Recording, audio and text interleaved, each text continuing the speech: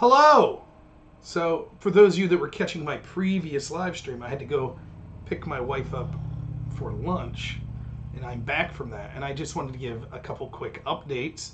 First was a regular viewer of the show, Ecoms, suggested that I get a little more cleaned up. So, as you can see, can you think of another content creator that listens to his advice of his audience so quick? Bam! Give me 2 hours. Fine. We're shaved up. So, I like it. This is how I normally look, but with COVID and stuff, just getting out less, you saw the monster grow out. I used to have really long hair down to my shoulders with like a really long beard. So, but that's a young man's game, not 36-year-old man's game. So, Ecoms, I got you. Ecoms. Got the haircut. So, yeah, and 6079, thanks for being here. That was the other thing I wanted to update. I was giving a thanks to all my patrons, and 6079 generously, my newest patron. So thank you so much for that. Really appreciate it, 6079. One of my favorites. Always have good things to add. So, yeah. I just wanted to say hi to everyone and show off my new haircut. So I got a wedding I'm going to tomorrow. This will look a lot better. And it feels better, too. Here's something that I'll do. So the other day, I got a shower right before I came on. And then I was doing, I think, my radio show. So I had my headset on here. Well, then what happens is, I take it off, and because I put it on when my hair was still a little wet, the rest of the day, I just had this stupid, like, little, tuft hair. I couldn't get it down. It was ridiculous. No worries now. Oh, yeah. Thank you so much, 6079. Yeah, I really appreciate it. You can see my dog.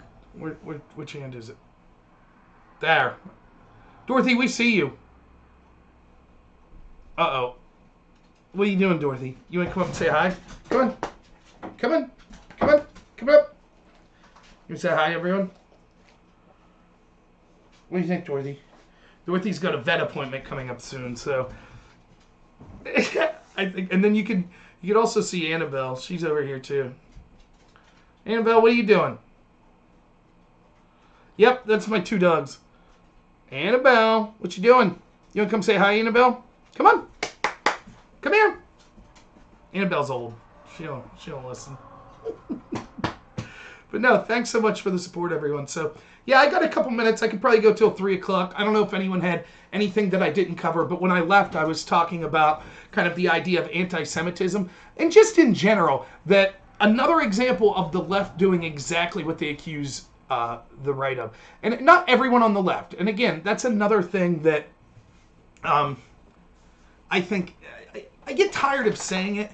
And I don't mean that people don't have a valid point when they bring it up. But humans speak in labels. It's just something that's inevitable. We do it.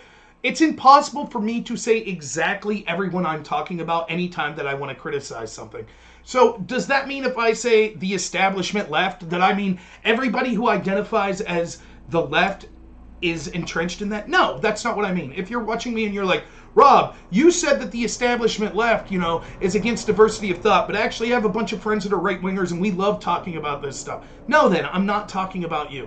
Generally speaking, I'm talking about the people that have positions of power in our institutions. So, for example, I totally understand that you could go to any bar in this country, or you could go to any Facebook page, well, not any Facebook page, but you can go to a litany of Facebook page, and you could see lunatics from the left and from the right saying, I hope Ruth Bader Ginsburg dies, I hope Trump dies, we should, grab guns and stop people from doing X or stop people from doing Y. We should lock up everyone who disagrees with me. We should bomb this country and make it a parking lot. Yes, I know those voices are out there. That's not who I'm criticizing 99% of the time if I'm talking about violent rhetoric. I'm talking about people in positions of power with those arguments. That's the difference between the left and right, what I see. For example, I don't think you see anyone in a position of prominence on the right that's like a politician, a member of the media, a professor, something like that, that is celebrating or making excuses if we see radical right-wingers burn down buildings in a city. But you could see dozens upon dozens of examples of that in the left. I don't think that we would have seen, for example, Charlottesville. I don't think you would have seen celebrities and right-wing politicians push bail funds to get the people out that were at Charlottesville. I don't think you would have seen that. But you see that when it comes to the rioters now. So it's just something that, I don't even know how I got on this, but that's something that I try to make clear. So when I'm talking about the left, in this context of them doing exactly what they accuse you of, I'm talking about people in positions of power. They keep talking about how the right's so anti-Semitic. I never got this anyways. Like, this is a difficult conversation, but let's just talk about it. You remember it was in Texas, maybe Dallas. You had what seemed to be a racist white guy that went into like a Walmart and shot up people in a Hispanic area. And it seemed evident that he didn't like Hispanic people. It was probably some sort of white racist, white supremacist or something like that. That person, in their comments or manifesto or online whatever, mentioned that he was inspired by the Christchurch shooting in New Zealand. And that was where a bunch of Muslims were shot. This was deemed right-wing shootings, and I never understood why. Like, I remember talking about this back then. Why do I, as a right-winger, what do I have in common with these people? What about their politics do I share with them? Was it identity politics? Let me ask you objectively. In the United States, at least, even if you think identity politics could be good, so I'm asking you to be as objective as possible. If you had to say that one party focuses more on things like skin color, what party would that be? What side of the political aisle would that be? It seems quite evident to me that's the left. The left is the party. I'm not saying no one on the right does it, but clearly the left has made it central to them, focusing on skin color. For example, Kamala Harris was asked during the debate, what about stacking the Supreme Court? Are you going to do that? What about packing it? You going to do that? And she said, let's talk about packing the court. And what was her answer? You didn't put enough black judges up there. Now, how does that answer the question? It doesn't. But identity politics is so crucial to her and what the Democratic Party are that they could take an issue that has nothing to do with race and they still make it about race. So given that, why when we look at a racial supremacist of any color, why do we say, oh, well, that must be right-wingers? Why? Identity politics has been adopted as part and parcel to and central to the left. Just because someone plays that same identity politics game but does it with a different skin color, why does that make them closer to me ideologically than people that want to focus on race all the time? Now, you could use the label that you want, left or right. Right, whose symbols a fit, exactly. You could use the labels left or right, but the way this is used is a bludgeon, like we could see today, as they say, this person who did something extreme is connected to the Republican Party or connected to Trump or connected to average Trump voters. Therefore, we could blame this on that group. But that couldn't be further from the truth. How is some nutbag that shoots up a Jewish synagogue who's announcing, I hate Donald Trump, how is he more ideologically aligned with me than people that are embracing Black Lives Matter with people like Louis Farrakhan's group, the Nation of Islam, that are admitted anti-Semites running security at George Floyd's funeral? I've never had my picture taken with Louis Farrakhan or any radical racial supremacist, any radical anti-Semite to my knowledge, but Barack Obama has, the Congressional Black Caucus has, Joe Biden has. Has Trump ever had his picture taken with a radical racial supremacist? I don't know. But I know those people I just listed have. So why is it just because someone takes the exact tools of the left, and not everyone on the left, that's why I started with that, but that we see the establishment left playing racial identity politics, all of a sudden we call that person a right-winger. And this is a dangerous game. Because if you're going to play that game and you say, well, it's because of the skin color, that's why. Therefore, that's what means that we could, if it's a white racist, then we could point to, they must be someone that's a Republican or on the right. Well, does that mean if it's a black or a Hispanic supremacist or racist, that's indicative of the left? I mean, it's just nonsense. It's clear that's what it is. And furthermore, you can see how more absurd it gets when you can see these actual people, like the people we see that threatened to kidnap Governor Whitmer or were arrested for hatching a plot to kidnap Whitmer. Whitmer, again, the crucial part is this. I'm not talking about online trolls. A bunch of left-wing people like me that have 9-10 people watching them on YouTube blame this on Trump. That's not who I'm talking about. Whitmer herself, the governor of Michigan, blamed Trump for this kidnapping plot against herself. And we now know that these people that are being spun as Republicans, they had anarchy signs behind them. They hate the police. Politically, who does that sound more like? Who's been more critical of the police? Who's been sucking up to anarchists? Is that Republicans? Is that the right? Is that Donald Trump? Has it been Trump that's been embracing anarchists? Has it been Trump that's been shouting about the police and how they're tyrants? Was that Trump? No. That's the other side, isn't it? Yet somehow this gets blamed on Trump by the governor who the plot was against. How does this make any sense? Now we know that one of the people that was the ringleader of this plot that was arrested actually has videos up saying he hates Trump. Trump's a tyrant. But still it's Trump's fault. Why? Because they share a skin color. That's why. Now which side's racist again? Now furthermore, when you look at like that Dallas shooting and the Christchurch shooting, why did they do their shooting? Was it racial animus? That seems to be a part of it. I won't deny it. Were there other reasons given? Yes. For example, both of them talked about overpopulation and climate change. Which party focuses more on climate change? Is that Trump? Is it Trump that's always doom and gloom about the climate, that we're all going to be dead in 10 years? No, it's not Trump. Who is it? That's right, it's the Democrats, particularly the more progressive wing of the Democrats. Why was that never made news? Now, the truth of it is, the Christchurch shooter, and I assume the guy he inspired, the Christchurch shooter told you what he was doing in his manifesto. He's like the Joker or something. He's like, I want the world to burn.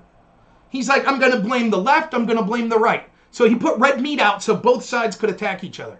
In fact, one of the things the Christchurch shooter blamed his shooting on was the video game Spyro the Dragon. Now, I've been known to dabble in a video game or two, so if you don't know, let me tell you what Spyro is. Spyro the Dragon's very similar to like Super Mario or Sonic the Hedgehog. It's that type of game. It's a little dragon mascot. It's basically a game for kids. Nothing violent about, like, just a dragon going around beating up other little animals and critters. That's it. How would you blame... We're supposed to take seriously that inspired this guy to go out and kill people? No. He did it because he's clearly being a troll. And he just wants people at each other's throats. Which he accomplished. And it's ironic that the left, the narrative, because the left controls so much of the narrative, that we think of the Christchurch shooter and we think of this Dallas shooter as right-wingers. Why? What was right-wing about their positions? They embraced identity politics and racial supremacism. They said they wanted to kill people because of climate change. Now, I would never say, oh, they killed people in the name of climate change, therefore the people that talk about climate change are at fault. I would never say that. I would say, no, they took an extreme position. But that's exactly what they do to us. That's what the establishment left, and the media, and academia, and the entertainment industry, and the Democratic politicians, that's what they do to us. You like Spyro, JC? I enjoyed Spyro. I thought it was a good game. It does sound a tad Smollett-ish. But, I mean, I think it was probably more legitimate than Smollett. I think this is like we see all the time from the FBI. At one point, it was something like, of domestic terrorist plots, like 98% of them that the FBI ever brought charges against were people that they themselves radicalized. In other words, they go up to someone and they're like, oh yeah, you hate the United States, me too. Hey, let me teach you how to build a bomb and we're going to bomb this building. And they walk this person through every step of the way and then they arrest them before the end and they say, see, we kept you safe from terrorists. When in reality, they're the ones who radicalized the people in the first place. That's how this sounds to me. I could be wrong. I'm willing to see more evidence. I am. But I know from the video evidence I've seen of these guys, they have anarchy signs in the background. They're talking about how they hate Donald Trump.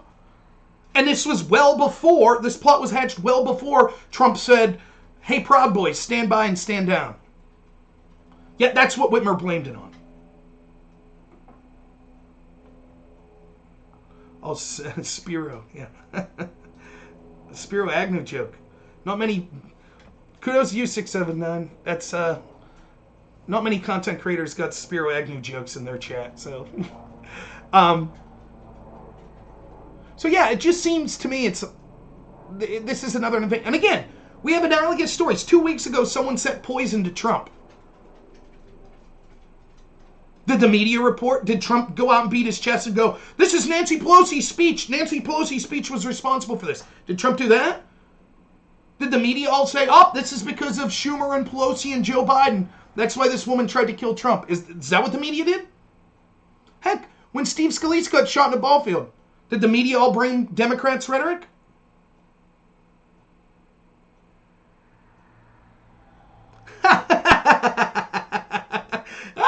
What a coincidence. Spiro Music says, hey, stop. We got a lot of Spiro stuff going on here. Good stuff. So, yeah, it's just something, and it's the same, like, because we started with this conversation before I left here about, what's going on with de Blasio in New York with the Jewish community. I mean, the left is routinely anti-Jewish. And yet, exclusively, the narrative says anti-Semitism is only on the right. The difference is this.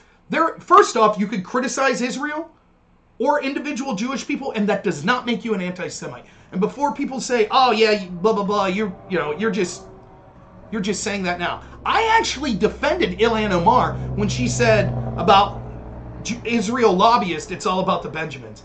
I didn't think that was anti-Semitic. I still don't. I think she might be an anti-Semite, but this wasn't proof of it. To me, I took it as she's saying AIPAC, the Israeli lobbyist, it's all about money and them using money to influence our politics. That's probably true. And I don't mind criticizing lobbyists. So I defended her for that. But there's certainly a lot of anti-Semitic rhetoric that comes from the left, particularly in academic circles. So it just seemed like Louis Farrakhan and groups like that. But because the right lost the culture war, we lose the narrative. The left they shape the narrative. And so that's how you could have a situation where Joe Biden says, I'm not going to tell you if I'm going to pack the courts or not. You got to vote for me to find out. If you're a journalist, I don't care if you're a journalist that's 100% Democrat, 100% Republican, if you try to be as objective as possible, the bare minimum for being a journalist covering politics should be you want questions answered. And so just if you had any journalistic integrity, you would be like, that is not acceptable. That's not acceptable. You don't get to blatantly say, yeah, I'm not going to answer you because it would be a news story if I did. Yeah, I hear you, Janet. Absolutely. But they're not doing that because they're not journalists. They're propagandists for the Democratic Party. Period. And so that's why we see, like, with all this anti-Semitism, the right lost control of the media. And so they just, hey, we're going to shape it that it's the exact opposite of the truth. The party that wants the embassy moved to Jerusalem, the party that's stuck up for Israel, the party that's been more critical of Palestine, they're the anti-Semites. And the party that wants boycott and divest and sanction BDS Israel, the party that embraces people like Louis Farrakhan and Black Lives Matter that are anti-Semitic, the party that specifically targets Jewish people in synagogues while allowing Black Lives Matter supporters to do the same things they're targeting the synagogues for. They're the anti-Semites, we're led to believe. It's nonsense.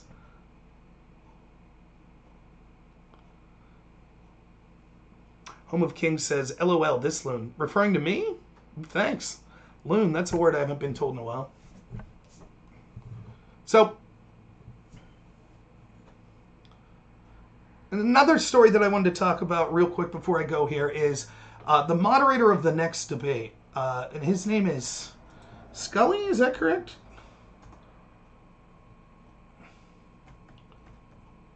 Let me get his full name. Steve Scully. He's supposed to moderate the next debate, which we don't know if it'll happen or not because now they've made it virtual. And this is someone supposed to at least have the appearance of impartiality, though we know.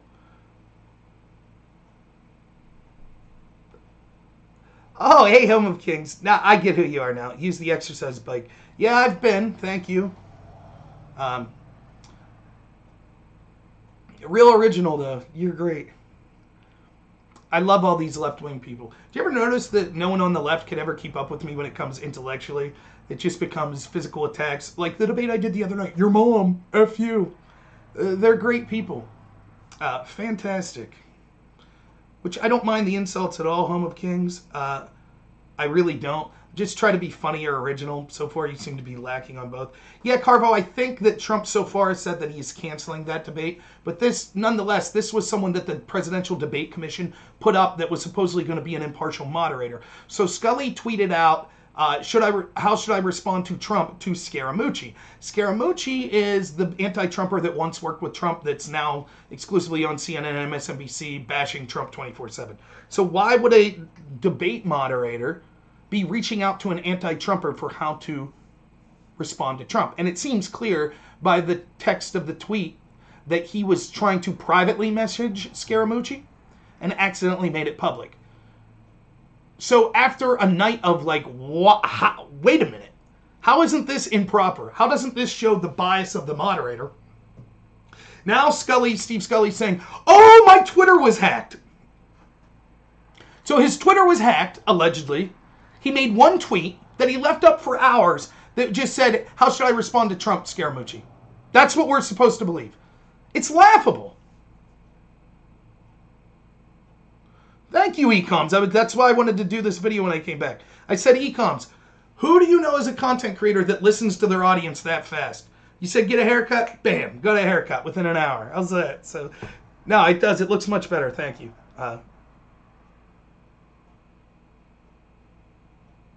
Could be Janet. I notice most of the time. Look, I'll tell you right now. I don't mind joking. I really don't. In the context of joking, I think you can say just about anything. I really like one of the comedians that I looked up to the most for this type of stuff was Patrice O'Neal. And Patrice O'Neal I saw once kind of talk about this. He's like, every joke that you've ever laughed at, that comes from the same place as the joke that you cringed at or you thought was over the line. It doesn't mean the person that told that joke is an evil, horrible person. Maybe they just went over the line. If it's not right for you, change the channel. Don't listen to it. Right? But remember that. That's what's going on. I'll get you in a second, Hans Liquid. Thank you, Sneed. Thanks for the compliments on the haircut. So I don't mind. Like, I'm not saying I've never said an offensive joke. I have. I've said terribly offensive jokes. I have in the past. I will continue in the future. But I've also defended that. So you might say, I hate Rob for telling an insensitive or improper joke. That's fine. That's your right. But I'll say this. I've defended some of the most heinous types of jokes from people that I despise. For example, I defended Kathy Griffin with the photo of Donald Trump's head. I said it was clearly done as a joke. Virtue signaling. I didn't mind it. If I don't like it, I won't buy that article or look at that picture. I defended Ralph Northam. If he wore blackface or a Klan outfit as part of a joke, as long as he's not truly a racist, I don't care. It wasn't that funny. It was a joke in bad taste, but it is what it is. Now, I despise Ralph Northam.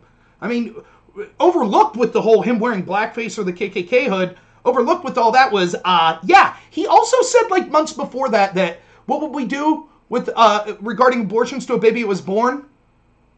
We'll resuscitate that baby, we'll keep it comfortable, and then we'll have a discussion with the mother to see what we should do. Talking about killing babies that were born. That's disgusting. That's reason to hate Ralph Northam. That's reason that he should not be allowed to hold office. But the blackface stuff, I defended him. So I don't care. So I'm not going to be a hypocrite about it. I'll defend people on the left for telling bad jokes just like people on the right. You know. But, you know, I do find it, you won't hear me make jokes like, you ain't hear me making jokes about Michelle Obama's appearance. You won't hear me making jokes about people on the left's appearance and stuff like that. I don't really do that. And I might in my private life, but I don't in my show because that's just not what I'm doing on my show. So I was bringing all this up on your point there, Janet. that Home of Kings, like, anytime I think it's funny that a lot of times people were like, hey, fatty, ride your exercise bike, or stop eating, or something like that to me. Most of the time, one, they're too cowardly to actually show their face or what they look like. But on the off chance that you actually see it, like it's on Twitter or something, there's a picture of themselves, most of the time, they're not the most attractive people in the world either. Just saying. Yeah, Adrian. Yeah, you're a fan too. Patrice O'Neill, fantastic. I mean, for those of you who know, one of my favorite comedians is Doug Stanhope. He is about as offensive as he gets. I was a Bill Hicks fan. And I know. Most of them aren't right-wingers, so I don't care. I know he has a cult following. Doctrine, I don't know if I'd put it that way, but yeah, I would assume he does. Now, who did I promise to answer here? Hey, it's Liquid says, I mean, people act that way from the left and right. It's almost like it's regardless of their political leanings. Are you referring to like the advocacies of violence? Insulting people? Again, I'll go back to this. Let me be quite clear. To me, the politician that I looked up to the most in my lifetime was Ron Paul. I still feel that way. I identified more with Ron Paul's platform and what he stood for, probably more than any politician that I've known or that I've looked into. Right?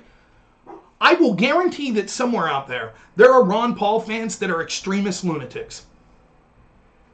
Guaranteed. Now, does that mean Ron Paul's an extremist lunatic? No. Pick your politician.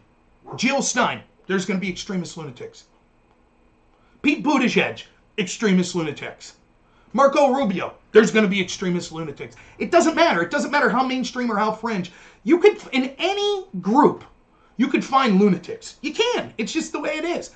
Whether you're talking about supporting a particular politician, supporting a sports team. Now, there could be more lunatics with certain ones than others. For example, Philadelphia, they booed Santa Claus.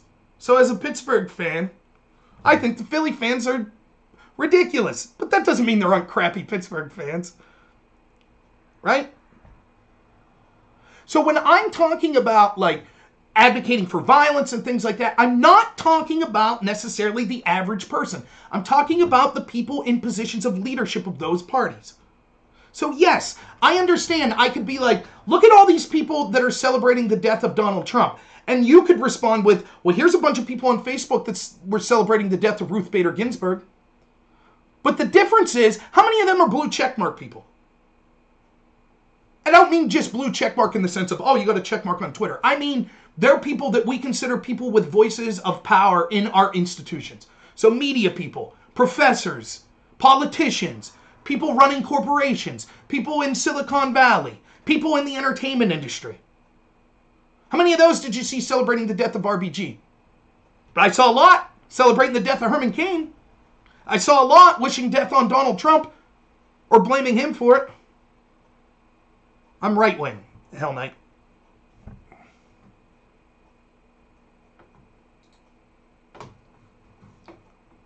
One of the only right-wingers on Twitch, baby.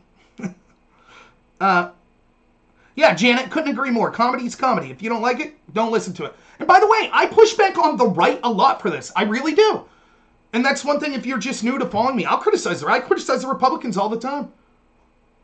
Because I don't think they're adhering to their right-wing values that they proclaim. For example, I live in District 15 in Pennsylvania, rural Pennsylvania. Clarion County. Lived here my whole life. Country bumpkin. Right? What is my representative, who's a Republican, the longest running Republican in the House in Pennsylvania, has he stood up and spoke about the lockdowns? Nope. Now he's starting to, now that it's politically popular. But when this first happened, did he defend the people in my district that have lost their homes and jobs? No. Did he defend the Bill of Rights that we have? Nope. Did he stand up and say that we're not systemically racist? Nope. So I'll criticize the heck out of that. Where are the Republicans other than Trump and a handful of others defending these most important topics? Now instead, they're off arguing about other stuff. As long as they get their paycheck and keep their position, what do they care? So I criticize Republicans all the time. Do I want to do a VC video? I would, but I'm going to be getting off soon. But normally, yeah, I bring people on that could have chats with me. No problem. Thank you. JC says he saw my debate. Yeah, I thought we got a lot out of that. I thought I did good in it. Janet's a fan of me and a lunatic. So yeah, proving my point. I also am a lunatic, so. Yeah, I hear you, Janet. Like, even gases, am I right, Janet? It's someone who moved from PA to Ohio. You know this. I go visit my friends in Ohio, and you got to fill up your gas tank while you're there because the gas taxes are so much cheaper. Yeah, Whitmer sucks, absolutely. Right, yeah, and we need to wake up to that. I think so many people, because the Democratic Party is so horrible, we think, well, as long as you got an R next to your name, you're good. No. And my message to you, even if you're watching and you're a Democrat, right? Run for office yourself. I truly mean this. Get involved in politics, either at the local level. I ran for Congress at the national level. I didn't win. I'll probably run again. I'm considering running for Senate. Pat Toomey, a worthless Republican senator, is not running for re-election in 2022. I might run for that seat. I don't know. We'll see. I'll be a new dad, so I probably won't have time. And it'll cost way more money. But I'll tell you, you want to know what I learned for running for office? You want to know what I learned? I kind of thought, yeah, I don't get into the religious stuff that much, Hell Knight, at all. I would have guessed you're not that religious with your name being Hell Knight. I've talked about this before, but this is truly important, so I'll repeat this. This is what I learned. I kind of thought that I was going to run for office. 24 people ran for the seat that I ran for. It was a special election. So I thought when I got in a room with them finally, that it was going to be a bunch of people that you're like, wow, these are political scholars. Like, it's like you picture this. If you got to go out and eat dinner with a bunch of doctors, like at a medical conference, you would expect that you're sitting at that table and it's just like this genius discussion. Oh, have you heard about this new research coming out about cancer research, you know? Oh, the diabetes, like just very deep stuff that you'd be like struggling to keep up with.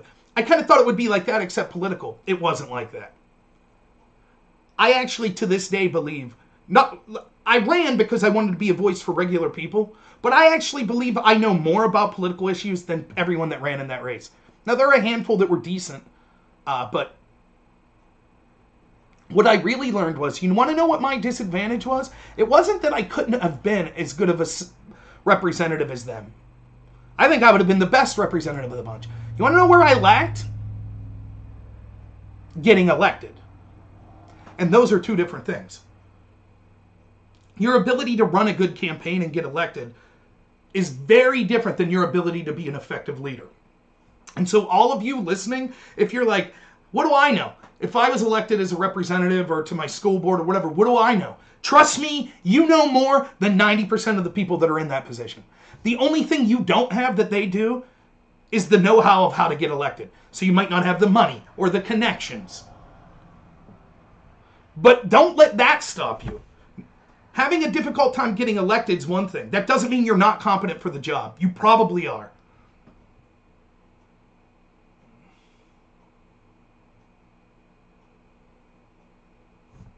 Oh, okay, good. Hey, it's Liquid. I'll have this conversation, sure. All right, I'll try to... I forget how to do the raid thing, but I'll try to raid you when I'm done here. No problem. Someone remind me of that on Twitch. Okay, so hey, it's Liquid. Here we go. Hey, it's Liquid says, with the incompetence of Donald's in the House, it's not unjustified to say, hey, I wish death on him for influencing people not to be afraid of COVID and increases the chances of people being sick. Then he continues, I think it's dangerous to tell people it's okay when it's known that COVID is 5 times likely more deadly than swine flu to kill you, which is funny to use that argument in the debate. Great, okay. So let's talk about this as a rebuttal. One, you're a disgusting person if you're wishing death on anyone because they have political disagreements against you. For example, I could say that the lockdown policies that the Democrats are advocating for and the idea that they're saying we all have to be scared of death of COVID, which leads to things like locking down schools. We now know that over 1,000 doctors have signed on, medical professionals around the world have signed on to a letter saying that these lockdowns not only are not helping COVID, but they're killing more people than they're saving. We know that even the director of the CDC says that things like locking down schools, which many of the Democrats want to continue to do, actually is killing more young people than COVID did. So by the same token of you wishing death on Donald Trump because of his incompetence, would it be right for people to wish death upon you because you actually want to exacerbate those deaths of young people that we're talking about here? Does that make you feel comfortable? Do you think that if you were a politician that was just trying to do the right thing to get the country through a difficult time and you embrace these lockdowns, would you want people wishing death upon you and your family because you came to that decision to embrace lockdowns? Do you think all of the people, for example, in my state of Pennsylvania, who had to lose their jobs, lose their houses, lose their small businesses that they'll never be able to open again, not be able to go visit their family in nursing homes, not be able to go to funerals of their loved ones, not be able to go to weddings of their loved ones, do you think it would be okay for them to wish death on the Democratic Governor Tom Wolf for all of that pain, while simultaneously Tom Wolf violated his own orders to go march with Black Lives Matter? Do you think it would be okay for them to wish death on the Health Secretary Levine, who pushed the order through to send COVID patients into nursing homes and then removed her mother from a nursing home once we saw tens of thousands of people dying in those nursing homes? Would it be okay to wish death upon her? Is that what you think?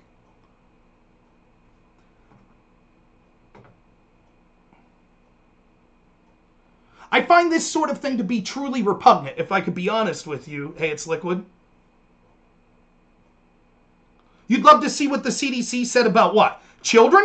About the lockdowns killing more people than children? Sure.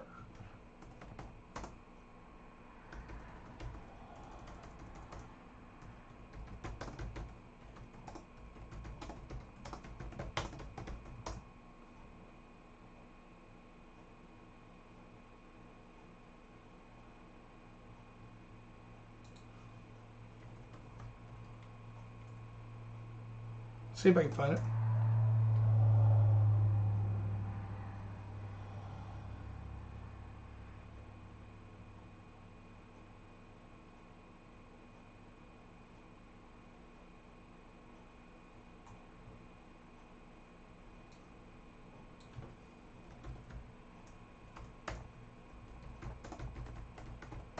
Just give me a second.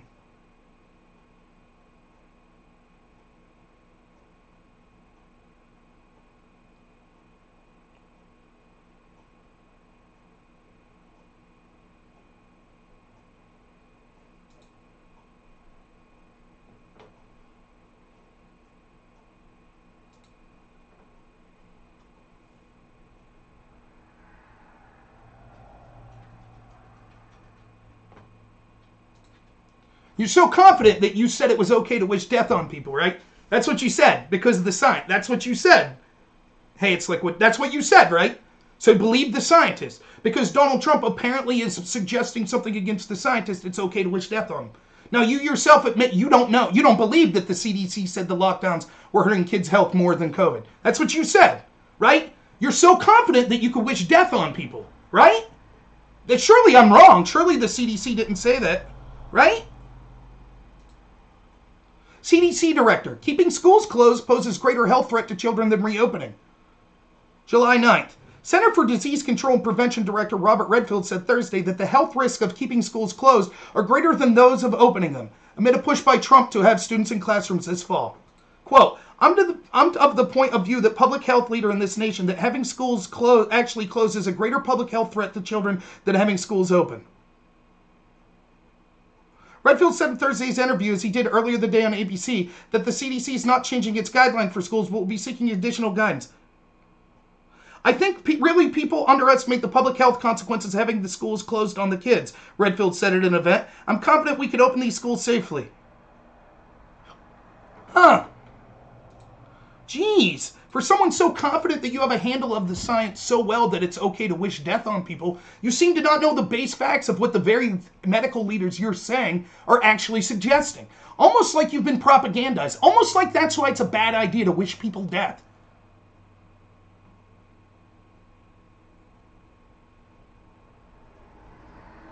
Oh, you didn't wish him death. You just said it's not unjustified to wish death upon him. So, given that, since you didn't know that, hey, it's Liquid, if you supported keeping schools closed, would you say if people wished death on you, it wasn't unjustified? I'd think that'd be appalling. I would stick up for you and say, how dare you, just because, hey, it's Liquid had a different political opinion and a different opinion on what we should do with a very difficult illness that we know next to nothing about, and, as far as the best policies to fight it. Just because he came to the wrong decision doesn't mean you should wish death upon him. I would find that to be abhorrent. I wouldn't say that it would be justified or it wouldn't be unjustified to wish that death upon you.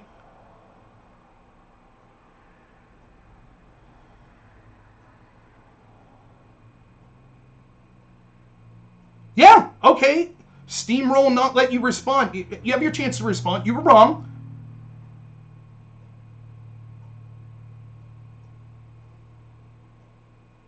Please link it, sure.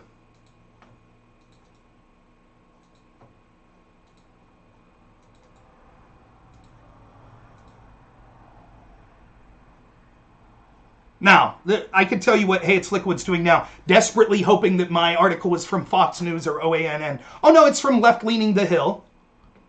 So now he's like, okay, but it just says that the health risks are more. It says that there's still policies. It says that we still need to work with schools.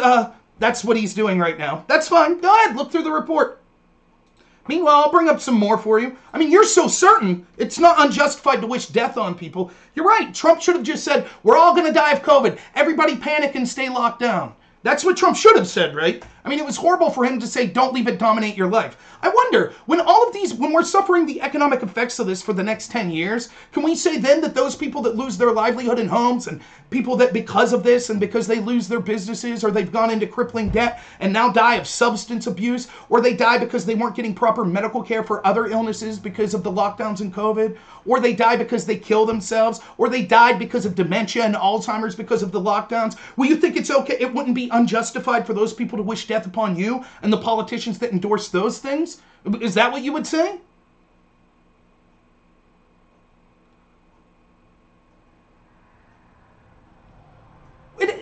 It's easy to say you want to have a conversation not in bad faith. I think I was being more than respectful to you and people that disagreed with me until you started to say that wishing death on politicians because they disagree with your policies is, quote, not unjustified.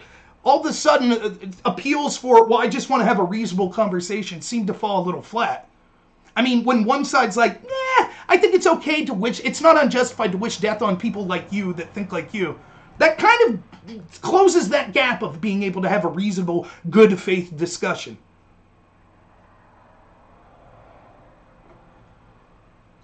Let's find more, though. I love these conversations on COVID.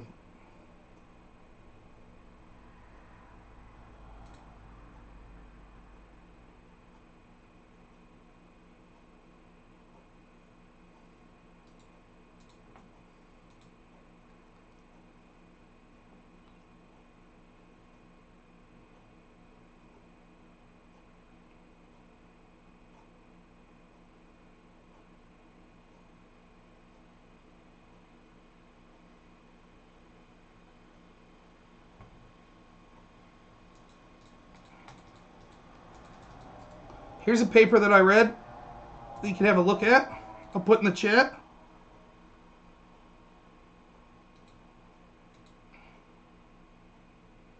Right?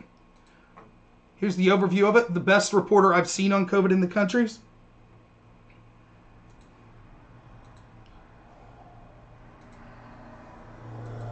Phil Kerpen. Lockdown increased risk of death 53% among seniors with dementia, 123% among seniors with severe mental illness. Lockdowns, 123% increase in death of people with dementia and mental illness, elderly people. But that's okay. To criticize the lockdown means that you're a murderer. You have to totally embrace the lockdown, right? How about this one? University of Edinburgh analysis. School closures, lockdowns, increase COVID-19 deaths by lowering herd immunity and low-risk groups, delaying C19 spread, increase the pools of infectious persons, killing more than greater than 70-year-old vulnerables, causing repeat waves of infection and deaths among herd immunity. Let me just read what it says. Remember, we're wishing death on people that don't agree with the lockdowns, right? That's what we're doing. Or we're saying that wishing death wasn't unjustified. We have to follow the scientists. Here's University of Edinburgh's study. We confirm that adding school and university closures to case isolation, household quarantine, and social distancing over 70s would lead to more deaths compared with the equivalent scenario without the closures of schools and universities. Similarly, general social distancing was also projected to reduce the number of cases, but increase the total number of deaths compared with social distancing with only 70-year-olds only.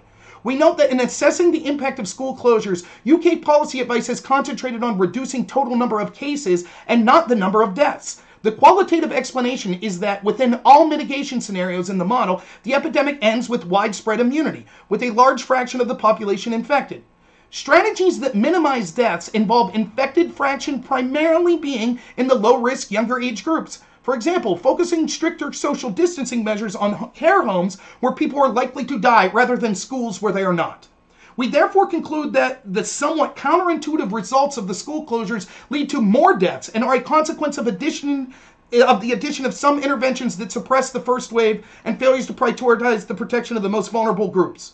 When the interventions are lifted, there is still a large population that are susceptible and a substantial number of people who are infected. This then leads to a second wave of infections that can result in more deaths, but later.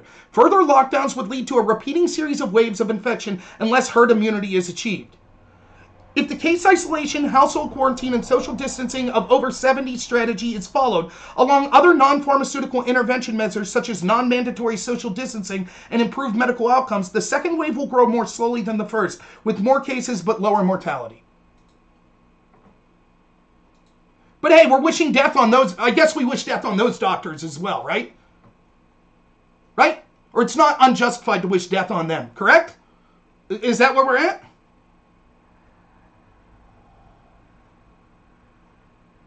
Right, Adrian, people on the brink of starvation because of the lockdown. Again, let's look at what we did in Democratic-controlled states. We locked down the healthy population. We locked down schools, which all of the data shows that the regular influenza for people under the age of 18 is far more deadly than COVID. It's just the truth. It's the facts. We locked down schools. We also see that there is no evidence. Not only is this COVID not very lethal for children, they also don't spread it. In countries that have opened schools, like those in Europe that we're told to model, there are very few cases of examples of this spreading to older teachers. So we locked down the healthy population, and then we didn't have enough resources to protect the vulnerable population. In addition, Democratic governors intentionally sent COVID patients to nursing homes. So we locked down healthy people that weren't really at risk to die, or at least were at a very low risk to die from COVID, and then the people that were at a much higher risk to die, we intentionally infected. And yet you look at Donald Trump and say, well, I can see how people would want him to die. That's not unjustified.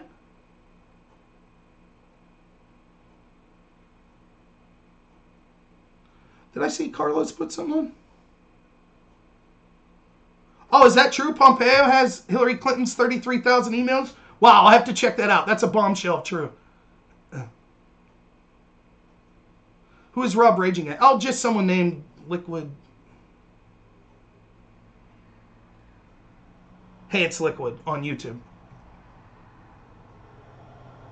But listen, public system, I don't mind. Look, I don't mind saying someone should face criminal. If you say I think Trump should face criminal prosecution for X, that's fine. That's in a different category than wishing death upon him. And by the way, if there were people in here saying, I hope Ruth Bader Ginsburg died before she did, I would have criticized them as well. But I just think it's funny that people think, well, Trump's personally responsible for the hundreds of thousands of people that died. And they know nothing. They don't know the basic science behind it. They claim to, but they don't know. Let me be as clear as possible, right? We're told to trust the health experts. I talked about this on the live stream I did earlier today. How do we trust health experts that are looking you straight in the eye and saying, look, COVID could kill millions if we allow you to go back to work. If we allow you to go to a football game or to go to church or to go to your mom's funeral or go to your daughter's wedding, millions of people could die if we allowed those sorts of events to happen. However, and that sounds bad, millions dying, right? That sounds bad. But you know what's worse? White supremacy. So, we're going to go ahead and encourage people to break our social distancing orders and go ahead by the hundreds of thousands and go march and protest and riot. Thousands of medical experts signed on to that. Thousands also signed on to say that science, technology, engineering, and math is racist.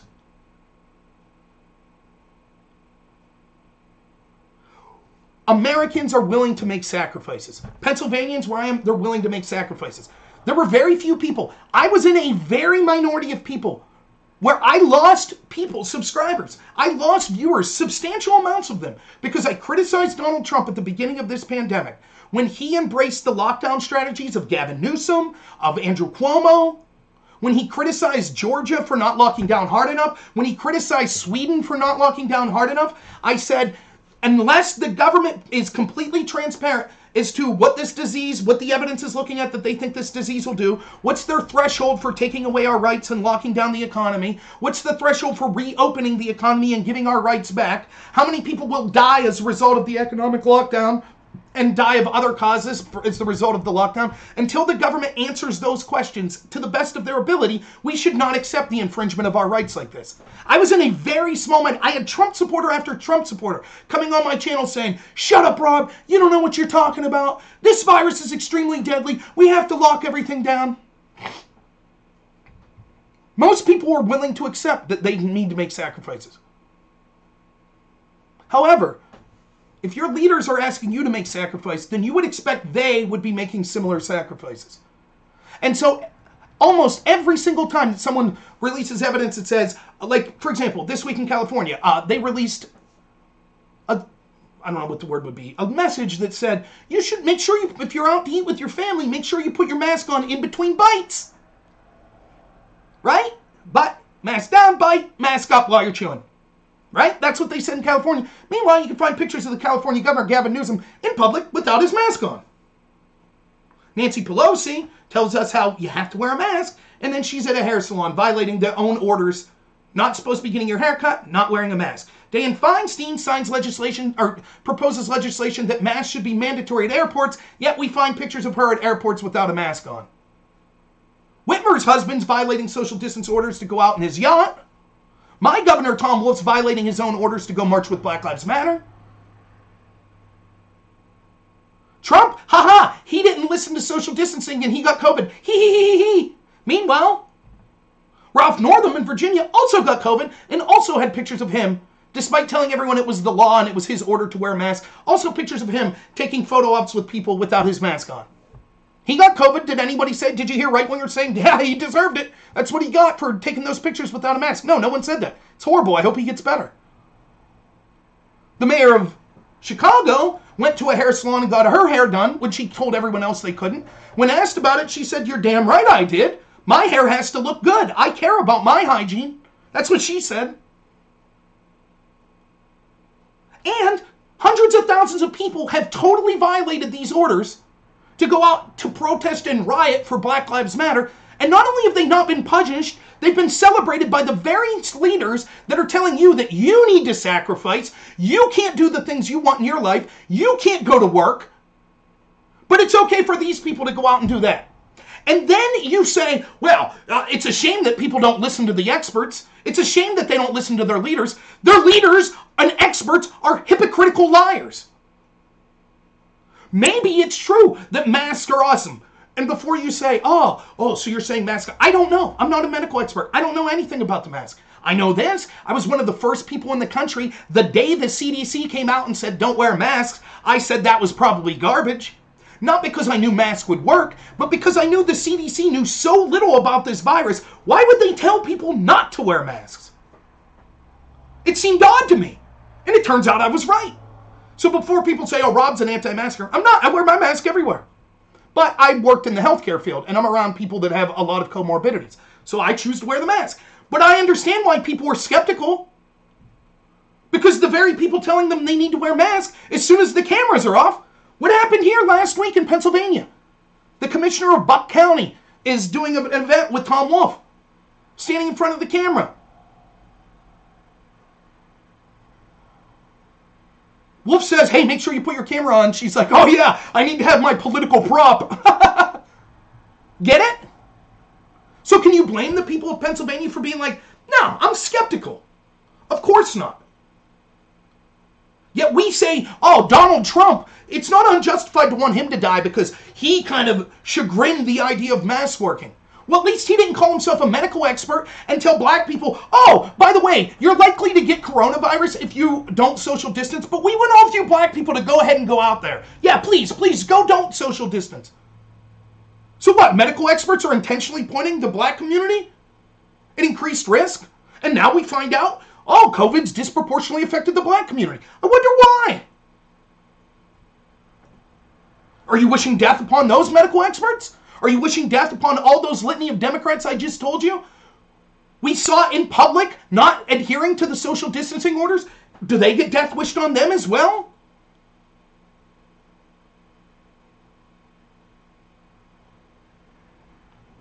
Sorry, I'm missing a lot of the chat. Yes, normally I'm for a level-headed discussion, but anytime you come in wishing death on someone, I become extremely skeptical that you're trying to have a good faith discussion. I said this from the get-go. Again, I'm one of the only people I've heard say this. I don't know. Well, many people have said this. I don't know. I'm not an epidemiologist. I don't know. You go back and look at my predictions as soon as I was talking about COVID. And I admitted right out the gate, it could kill 1,000 people. It could kill 5 million. I don't know. But I'm against the lockdown. What I would do is protect the most vulnerable people first. Then look back and see what's happening. If it looks like you have hotspots, maybe then you lock down. But you don't lock everyone down. You don't shut the economy down. That is a known evil. You know if you shut the economy down, people will die, people's lives will be ruined, and it could have effects that stretch out decades. You know that. So why would you take that known evil based on an unknown? Instead, prepare as best you can. Protect the vulnerable. Do everything you can. Put your resources there. But leave the healthy population continue to work. Continue to build resources so that we can protect the most vulnerable. That's what we should have done. That was my prediction, and I'm still right. Now we see thousands of doctors signing a document that says just that. But I admitted, I have no idea how many people the virus would kill. I don't know. Let's say for a minute that Dr. Fauci's right, and the Democrats are right, and the CDC's right. Let's say that they're all right, and the lockdowns are necessary, and wearing the mask is necessary, and social distancing is necessary. Okay, for the sake of argument, we'll say all that's true. There are not enough police in this country to enforce that on people. So you need people to willfully buy in. In other words, you need people to want to do this. Because if you have to force everyone, you don't have enough force to force everyone. It's just not going to happen. They might follow your orders when the police are there, but as soon as the police are gone, they're going to be done with it. So what's the best way you could get people to buy into making these sacrifices? Leadership. Leading by example.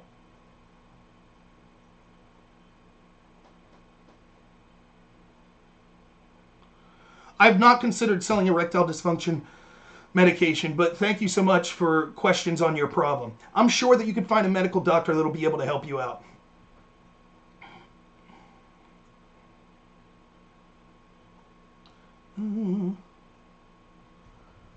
Saying Trump didn't have leadership is a joke.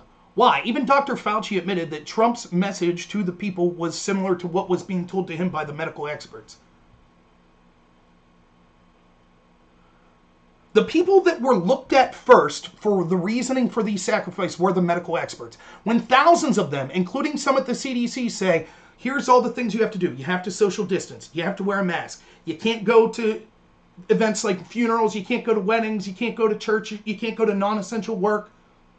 But go ahead and go march for Black Lives Matter. That was it. That's 1 million times more influential to people than Donald Trump. Period. End of story.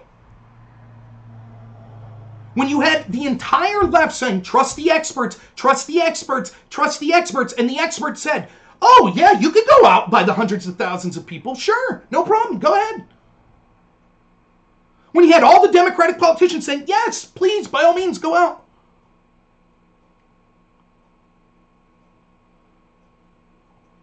That was it. That was the end of the discussion. People will no longer trust the experts. And it's their fault.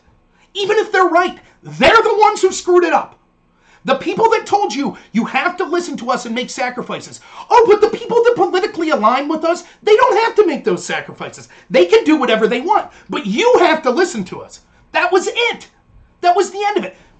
Let me run you a counterexample. So I live in Pennsylvania. We had a Pennsylvania governor in 2012.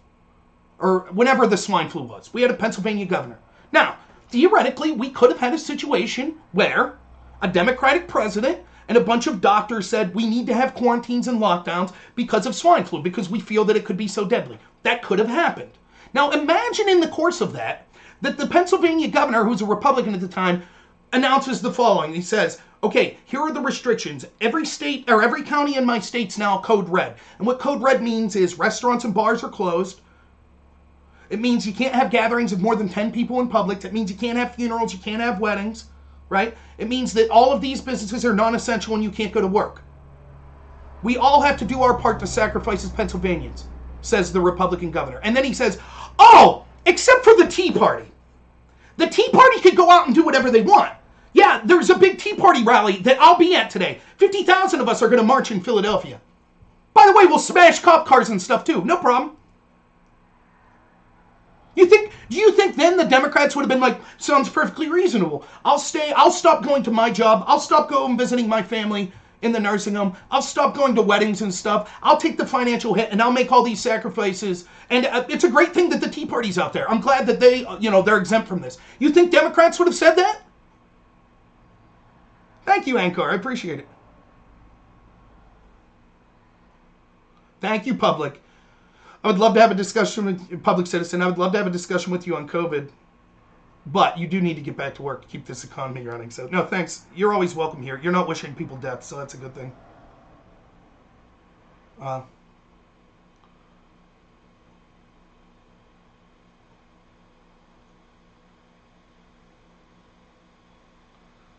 That's it. I just want one Democrat to tell me that if the opposite would have happened, if Barack Obama would have been in charge during a pandemic and a bunch of Republican governors and doctors and whatever would have said, everybody has to lock down except the Tea Party. I just want to know if you guys would have been like, yeah, that would have been a reasonable position. Yep. 1,000 medical doctors or medical professionals sign on that, yes, swine flu might kill millions of us. But you know what's a bigger threat than that? Taxation without representation, deficit spending. That's a threat that could destroy the United States. So we encourage the Tea Party to get out there. You think that would have happened? You think that people would have been like, Democrats that's like, wow, that's antithetical to everything I stand for. But yes, I'm willing to accept that. You think that would have happened?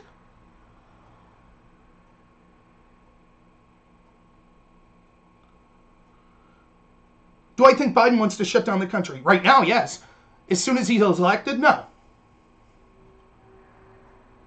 It is an intentional effort by the establishment Democrats and the establishment on both parties to make life miserable for the middle and working class of this country. That's what it is.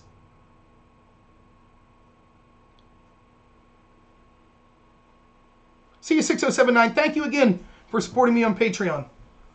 Well, I don't care what he said. That's what he wants. He wants more lockdowns. He has said that. That's what the Democrat position is. They want schools locked down. What's it matter what Joe Biden wants? Joe Biden wants whatever his handlers tell him.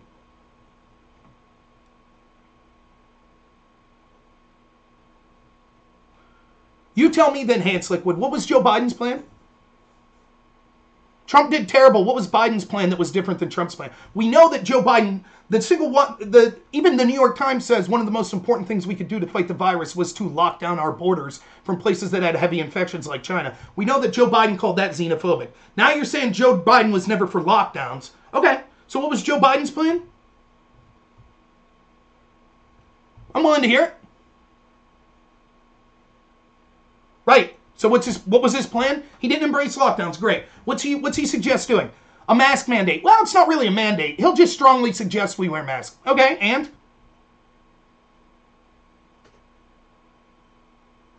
Right. Trump also tried to stop travel from European countries as well. The New York Times admitted that the World Health Organization that we were listening to operated not based on science, but based on politics when it told people not to shut down travel from places like China. We know that the Democrats specifically said it was xenophobic to shut down travel from China. So even if you say, well, China was only part of the problem, Europe was a bigger problem, and how would the Democrats have done better if they refused to shut down travel from anywhere, especially hotspots like China?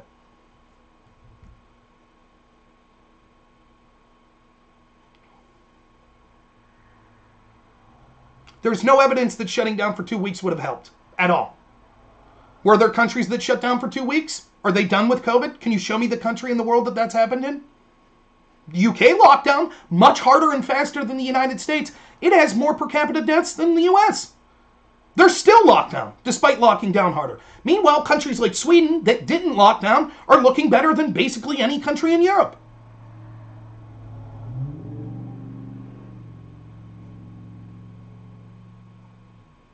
Right. What's his plan specifically? Hayden Slickwood's response is, his plan is simple. Follow what the health experts say about it. Right, the same experts that say it's okay for hundreds of thousands of people to go out and protest for Black Lives Matter. But the rest of the people have to stay indoors. Got it. Right, trust those experts.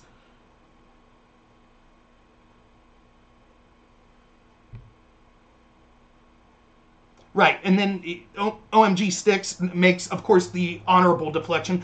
You're misconstruing what was xenophobic about it. It wasn't the action, it was how it was done. Right. How do you shut down travel from a country in a way that's not xenophobic then, according to you? Hey, we really respect China. China's a great place. We don't want travel from there. Yeah, got it. We had Asian Americans getting punched in the face, spit on, and screamed at. So we have MAGA hat wearing Republicans the same. I don't see the left's claims of xenophobia and otherism there. They don't care about that when MAGA hat people are getting punched in the face. Yes, anytime an Asian American was getting attacked, it's utterly despicable and should have been condemned in the highest possible way. That doesn't mean that the Democrats should have been out there saying it's xenophobic to want to stop travel from China. It doesn't mean that the Democrats should have been out there going, the virus is perfectly safe. I'm in Chinatown right now. It's so safe. Come out and join us. We're in Chinatown now. That's not what the Democrats should have been doing, like Nancy Pelosi did. The World Health Organization should have been using the exact same rhetoric the Democrats were using, saying that restricting travel from China was, quote, xenophobic, that even the New York Times now says was a matter of politics and not based on science. Was it xenophobic when New Zealand banned travel from China and ended up being one of the best responses to COVID?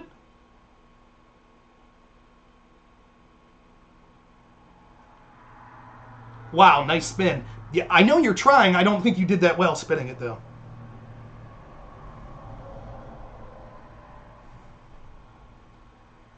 Thank you. I thought I did a good Nancy. I'm not drunk enough, but, I try. Let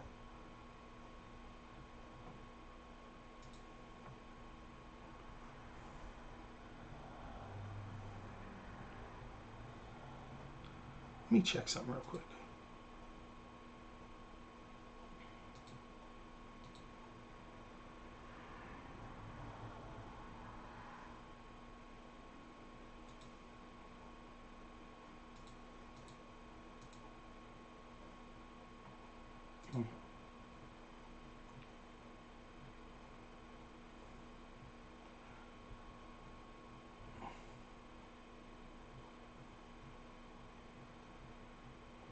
I'm looking for an article here specifically. Give me a second.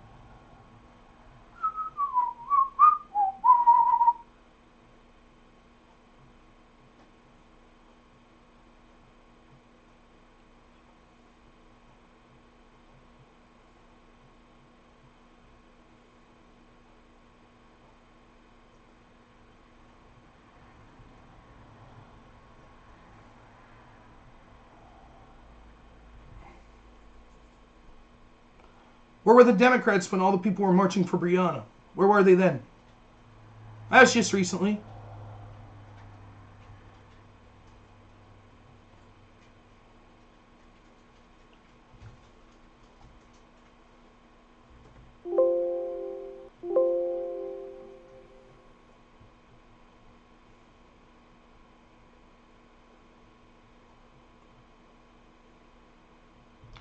Oh boy, I'm probably not going to be able to find this.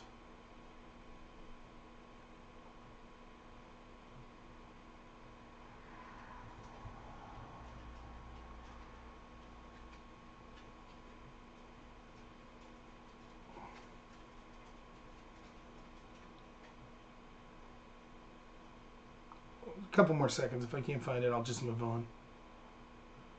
I memorize all these articles and stuff, and then I can never bring them up when I want to.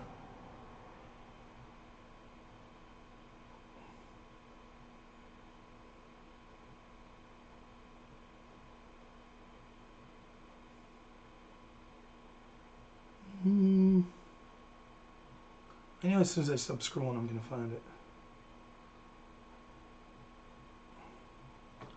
Let me see.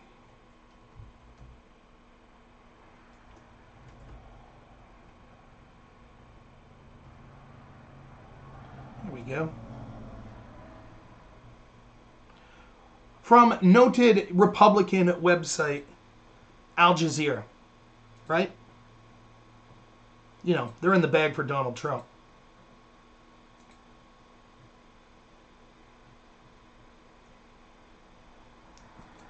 Never mind. This isn't the article I'm looking for. Let me see.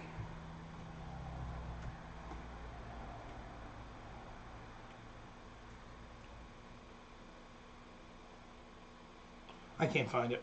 I'll find it for you one of these days. But it's a breakdown of everything Trump's done for the COVID.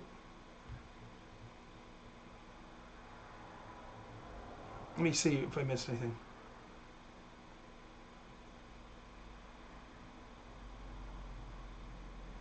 Bash me for taking the high road. Use a baby face voice to mock Democrats.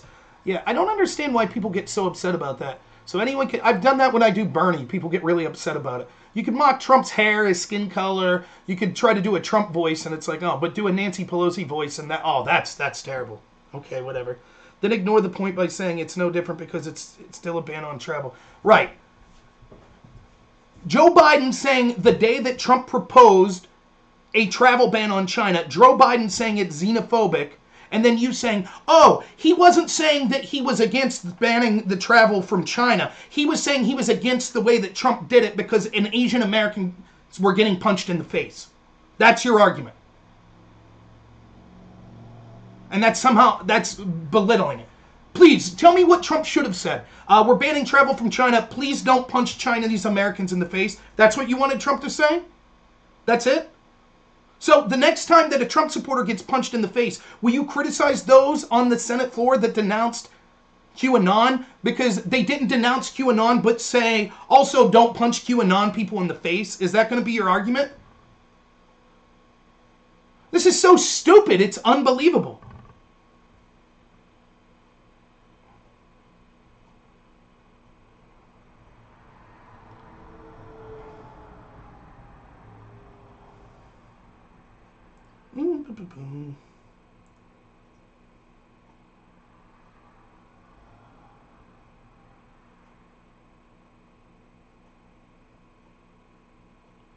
That's not true. Hey, it's Liquid.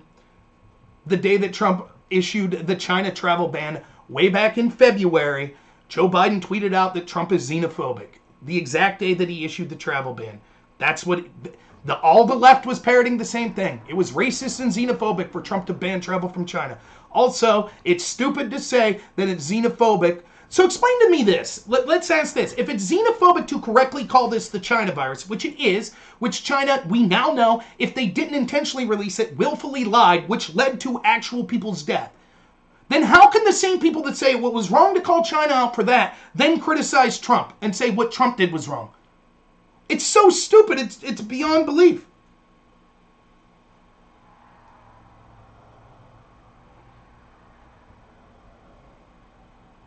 Sure, we could look it up.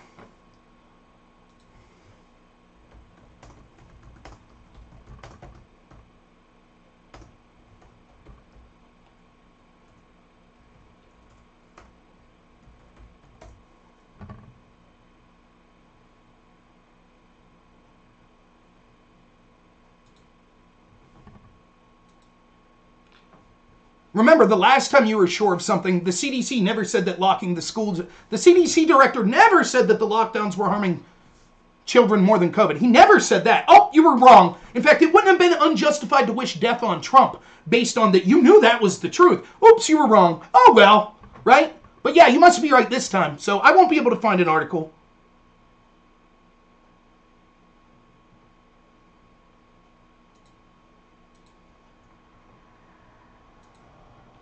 Yes, Biden called Trump's travel restrictions xenophobic, September 14th. Biden campaign National Press Secretary T.J. Ducklow had a disastrous interview with Fox's Bret Baier on Thursday, in which Ducklow appeared to be eminently unprepared as your typical Trump White House surrogate, and grew increasingly agitated as the segment progressed. After Baier played clips of two experts that Biden has relied upon downplaying the coronavirus in late January, Ducklow claimed that, quote, the vice president was not against the travel ban, placed on China by President Trump on January 31st. Baier pressed Ducklow on this point, repeatedly asking if Biden was for the travel restrictions. Ducklow refused to answer directly, instead saying that Biden was not against them and offering to send Baier fact checks. More interesting than Ducklow's substandard performance was this offer. The day after Trump announced the travel restriction on China, Biden tweeted, quote, "We are in the midst of a crisis with the coronavirus. We need to lead the way with science, not Donald Trump's record of hysteria, xenophobia, and fear-mongering. He's the worst person to lead our country through a public emergency." PolitiFact says that because Biden had previously accused Trump of fostering hysteria, xenophobia, and fear-mongering, Biden did not explicitly tie xenophobia to the travel restricting. Trump's allegation that Biden has called the Chinese travel ban xenophobic was mostly false. Factcheck.org ignored Biden's February 1st tweet entirely, simply asserting that Biden did not take a position on the initial restrictions. Our current president's fond of making galling claims that insult the intelligence. It appears Biden would be no different. The day after the travel restrictions were put in place, Biden criticized Trump for a xenophobic response to the coronavirus crisis. It strains credulity to argue that the criticism had nothing to do with those travel restrictions, regardless of what Ducklow's precious fact checks may say. Huh.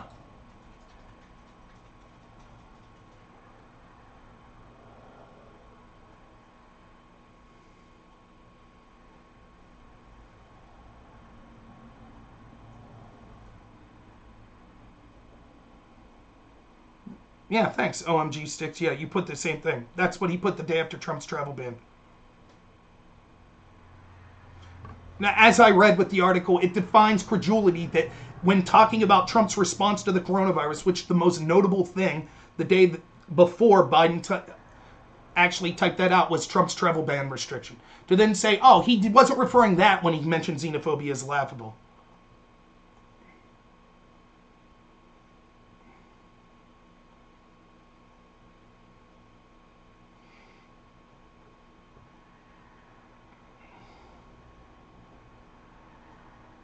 It's not xenophobic to call it the China flu. Do you also think it was xenophobic to call the Spanish flu the Spanish flu? And, as it said before, he said Trump's response to the COVID virus was xenophobic. The day after Trump put a travel ban on China. Did he ever once say he was for the travel? Your claim would make sense if Joe Biden came out and said, yes, I too am for a travel ban on China. However, I think Trump calling it the China flu is xenophobic. That would make sense. He didn't do that. He never said. He said that Trump's choice of words was he said that Trump's response was xenophobic.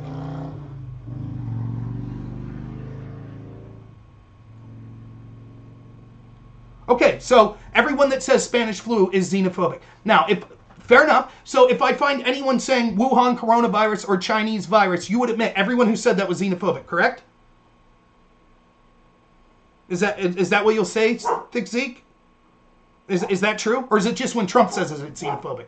So, for example, if we see Democratic politician calling it the Wuhan coronavirus or the Chinese virus, you would say that they also were xenophobic, correct? Is that what you would say? Yes. Okay.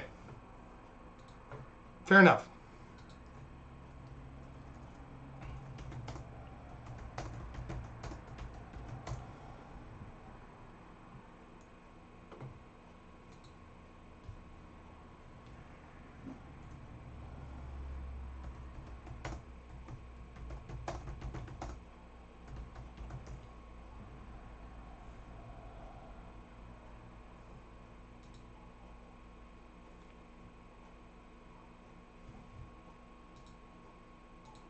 Let's watch some xenophobes here, shall we?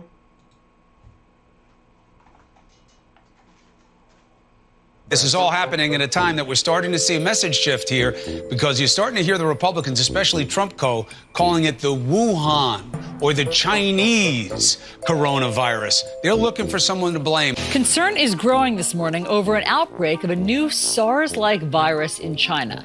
At least 6 people have died from the Wuhan coronavirus. The Wuhan coronavirus, the Wuhan coronavirus. The 34-year-old ophthalmologist diagnosed Saturday with the Wuhan coronavirus. Wuhan virus. The Wuhan coronavirus. The Wuhan coronavirus. What more can you tell us about the similarities or differences between SARS and the Wuhan coronavirus? The Wuhan coronavirus. The Wuhan coronavirus in China. The Wuhan coronavirus. The Wuhan coronavirus. From the Wuhan coronavirus. Wuhan coronavirus. Fears continue to grow over the outbreak of the Wuhan coronavirus. Wuhan coronavirus. The Wuhan coronavirus. Oh my God. The Wuhan coronavirus. No! We have new information about how the Wuhan coronavirus is spread. Tying coronavirus to China and Chinese people isn't just a racist dog whistle. It's a whole racist orchestra. It's a mighty, mighty racist bass tone. I hear Stephen Miller in this foreign virus setting up travel bans for the outside invasion of the disease.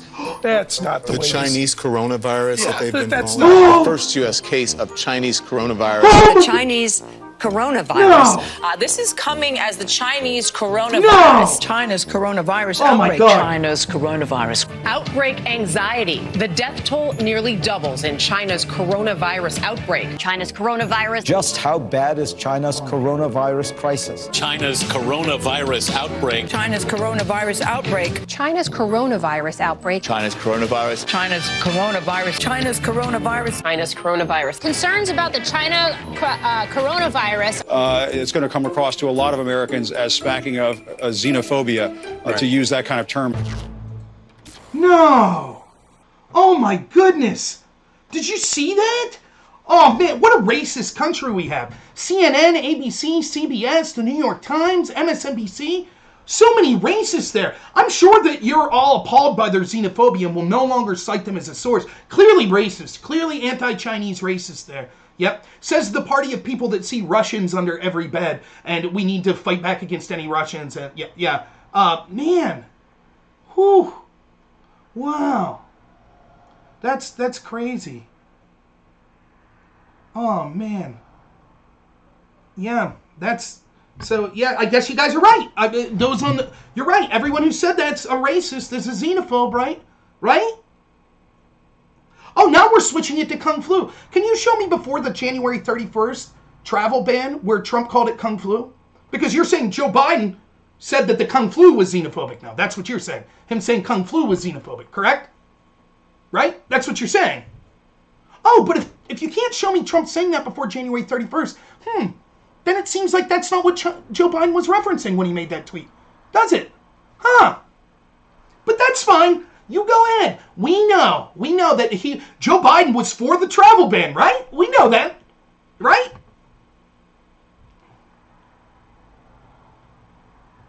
The absurdity of this is unbelievable. The same party that they want us basically to go to war with Russia. The same party that's saying it would be horrible if Trump pulled troops out of Iraq or Afghanistan or Syria are calling other people xenophobic for correctly pointing out that China, again, we actually had one of the people on here saying this, that would be xenophobic, saying he would not feel it would be unjustified to wish Trump's death of COVID because of his response to COVID. In other words, I blame Trump for the virus and what it's done. But you can't blame China, who actually did it, who actually lied. You can't, that's xenophobic. That's terrible to blame China. It's terrible to blame them. But you can blame Trump. That's fine. It's just insanity. Who said go to war with anyone? Well, you see, pushing us towards armed conflict with Russia through things like a no-fly zone in Syria, like Hillary Clinton wanted to do, and claiming that it was, quote, an act of war, when Russia supposedly hacked the DNC server, that's what they're doing. Saying that it was a possible Logan Act violation for the incoming national security advisor to talk to his counterpart and merely say, hey, don't respond too harshly to Obama, kicking diplomats out. I'm not making up your statements. I said coming from the party that. I didn't say OMG Sticks said.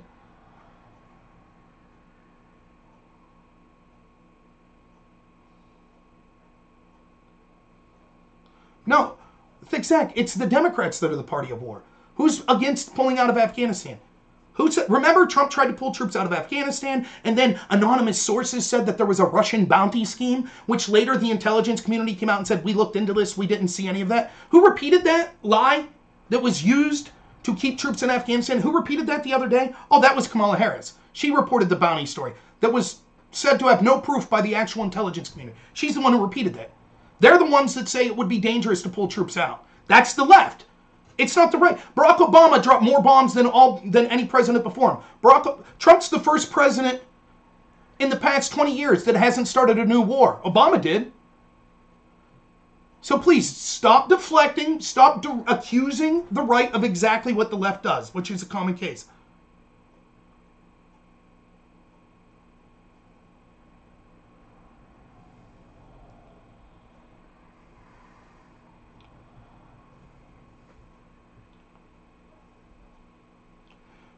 Right, an actual adversarial country that's doing things like locking up, having concentration camps for religious minorities, that's oppressing people in areas like Hong Kong. We can't criticize China. They actually, we know, it's beyond dispute, lied to the world about the outbreak that came from a lab, most likely, in their country. Lied to the world, which resulted in countless people dying. We can't criticize them. That's xenophobic to criticize China about it. But please, by all means, criticize Trump.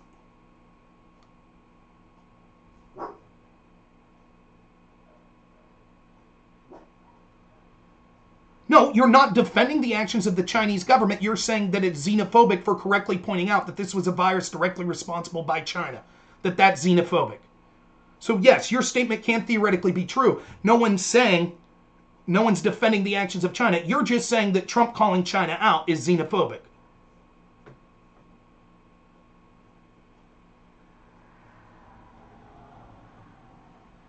They don't care. You're absolutely right, Lisa, but they don't care. They think that it's wrong to criticize China. It's xenophobic to criticize China, even though they willfully lied, which led to poor responses in countries around the world. You still can't criticize China, but you could criticize Donald Trump to the point where you could say that it would be, what was the word you used? Hot liquid? Or Hance liquid? It wouldn't be unjustified to wish that Trump dies from COVID. That's fine. Calling it China virus, bad, racist, xenophobic. Saying that Trump should die of COVID, that's not unjustified, says our resident left-wingers here. At least one of them. I absolutely do blame China. Yes, treating Chinese people like crap is a bad thing. Did Trump do that?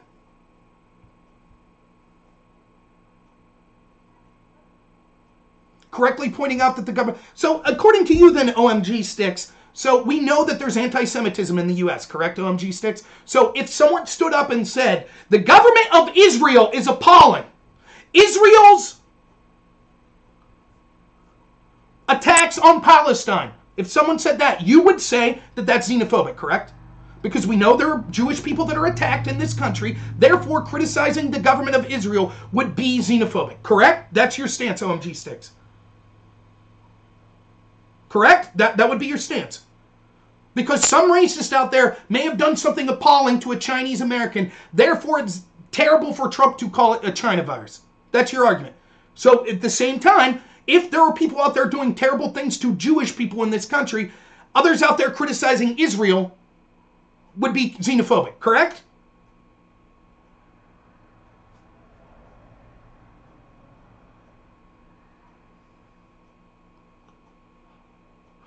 Trump never said anything so clarifying. And?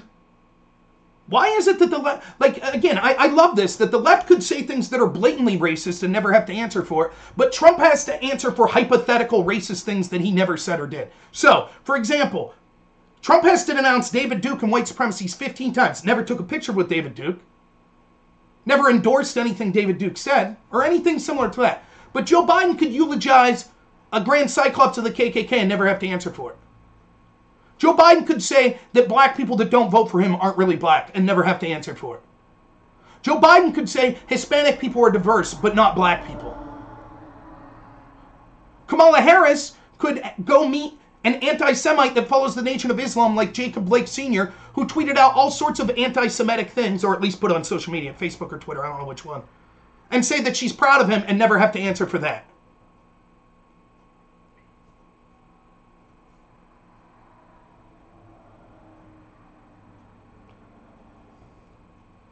Okay, fair enough. OMG OMG Sticks says, if I said the president of Israel is bad and you and a bunch of your buddies go beat up Jews and treat them like crap, then it's your duty to say stop that. Trump has condemned all white supremacy. He has. Can you show me that all of the people on the left that criticize Israel routinely, can you show me any of them constantly standing up and saying stop beating Israeli people, stop beating Jewish people? I'll wait. Ilhan Omar, AOC, Kamala Harris, Joe Biden, anyone who's been critical of Israel, can you show me them standing up constantly and saying, look, I know that I'm critical of Israel, but you need to stop beating up Jewish people? I'll wait. Surely it must happen all the time, right?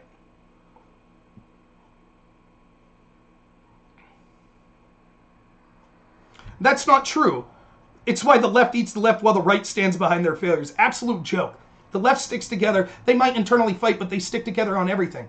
It's why that you don't see national press stories.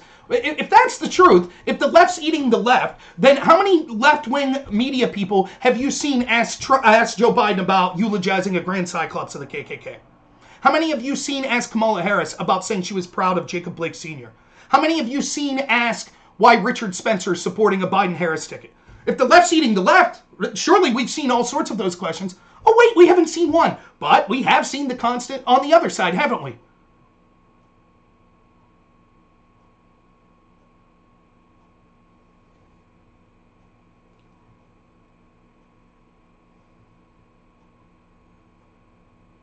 Of course, Sarah. Thanks for being here, Sarah. They know it. And again, it's just the opposite of the truth. It amazes me how much you see the right always stands by its own, but the left fights the left. It couldn't be more of the opposite of the truth. We constantly see people on the right, politicians on the right, going after Donald Trump. Constantly. Show me that happening on the left. All I see is people like AOC and Bernie Sanders out there fighting as hard as they can for Joe Biden.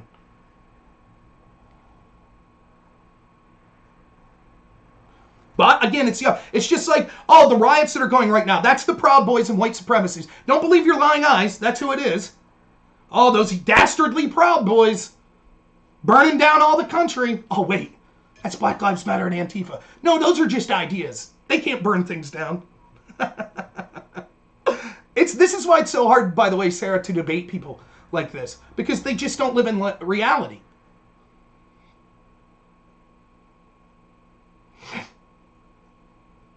Oh, now the story changes. Well, yes, what you're saying is true, Rob, but that's only because the left would vote for 8 years of Barry Goldwater over 4 more years of Trump. And so what I said was still true.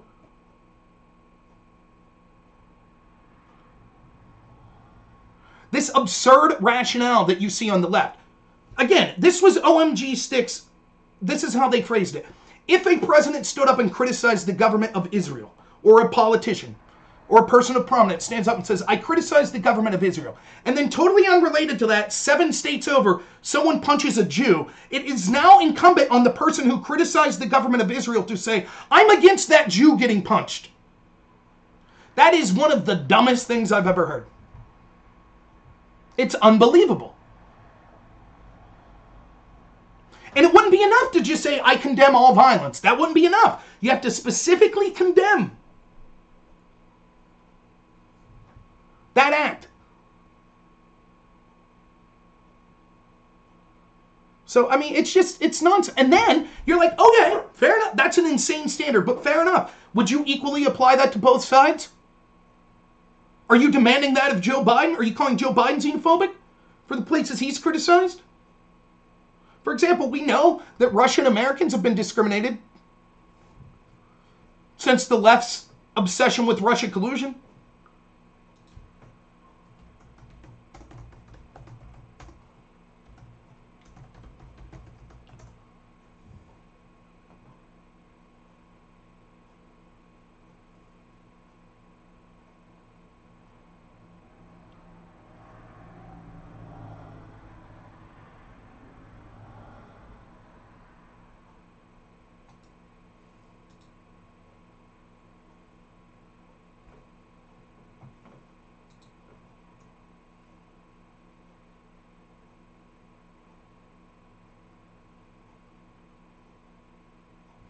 Right here. Don't believe me? I remember reading this article a while ago. Misha and Grisha are waiting for you, reads the ad in a local Russian paper. And indeed they are, a pair of Soviet-born Russian-speaking auto mechanics. with either the good fortune or the awful luck to be living and working in the United States just in time for Cold War II. People are crazy, Misha is saying in the office of the body shop. It is morning in America, but for a paranoid percentage of the population and a substantial fraction of Congress, it's Red Dawn Redux. They say Putin is listening to every device. This is crazy. You don't have to put any devices. Your phone's listening to you anyways. Spying, snooping, listening, lurking, meddling, corrupting, bugging your Bugatti. From the halls of Congress to Misha and Grisha at the Subbrook Car Cave and Center in Pikesville, Maryland, a suburb of Baltimore that has the highest percentage of native Russian speakers in the country, America's 3 million immigrant and ethnic Ruskies are hearing it all over again. Huh. Isn't that odd? Hey, OMG Sticks. Have you heard anyone that's pushed the Russia collusion narrative, that Hillary Clinton concocted in order to encourage a coup against Trump? Have you heard any of them speak up against the abuse that Americans are taking? The xenophobia? They're all xenophobic then, correct? Anyone who hasn't directly condemned mistreating of Russian Americans that criticize the Russian government are xenophobic, correct, OMG Sticks? Correct? Oh no, did you leave?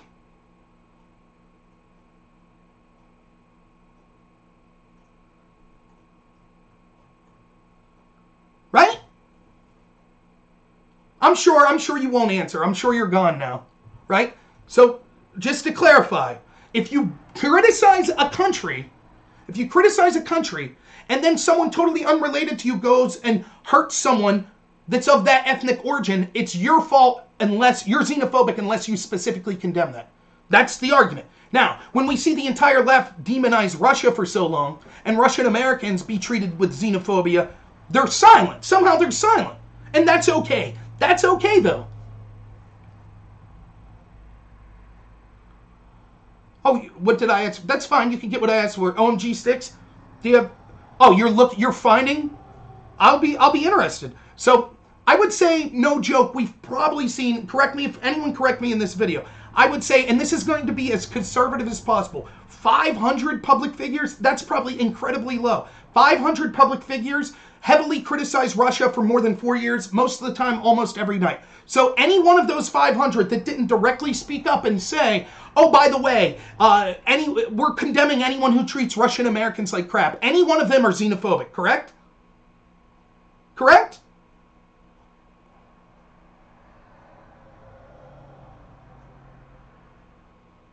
Yeah, that is true, OMG Sticks. That's honestly true. It's definitely easier for me to be the voice while you're typing. Certainly true.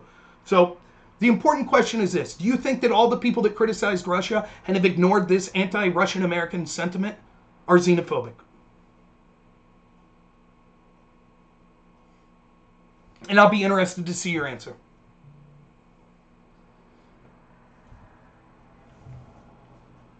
Uh-oh. I'll have to leave here soon.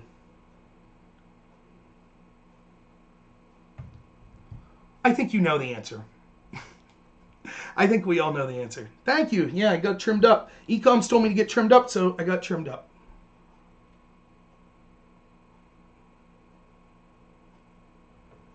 Anyways, I wanted to be done an hour ago. The only reason I got started on this rant is because one person, only one, so I'm not blaming OMG Sticks or others, but one said that it wouldn't be unjustified to wish death on Trump over COVID. And so then we got into the actual science behind COVID, which resulted in, well, was Trump xenophobic? Well, that's even worse, isn't it, OMG Sticks? OMG Sticks says, I wasn't aware that there was any additional anti-Russian sentiment over collusion. I don't support any xenophobia, though. Hate people for their actions, not the actions of their people and their government. Right? That sounds reasonable. But the fact that you knew that there was so much anti-Russian sentiment going on and didn't bother to look into whether that was leading to anti-Russian American sentiment seems troubling, don't you think? You couldn't have guessed that? Why do you think it is that, for example, if we criticize Osama bin Laden, the media can't wait to do stories on how that could negatively affect Muslim Americans? Or if we criticize China, the media can't wait to do stories on how that leads to anti-Chinese American sentiment. But with 4 years of that same media pushing Russia, Russia, Russia, you were unaware that there was anti-Russian American sentiment going on. Don't you think that's problematic? Doesn't it seem like that's something that the media was intentionally withholding from you? Do you think that the same people that pushed this anti-Russian sentiment were unaware that there was a rise in anti-Russian American sentiment? Do you think it was incumbent of when you're criticizing a country to make sure that that's not leading to the demonization of people that share an ethnicity with that country that are American?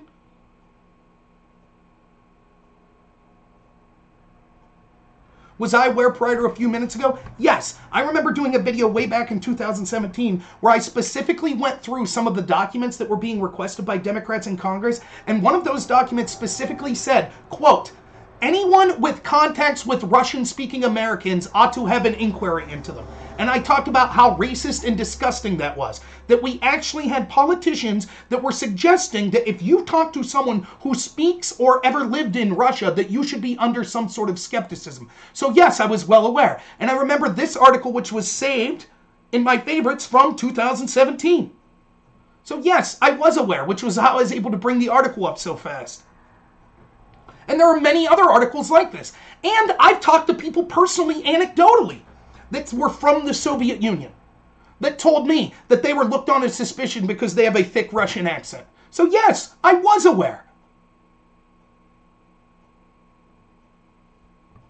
But it's not that, and let me clarify here.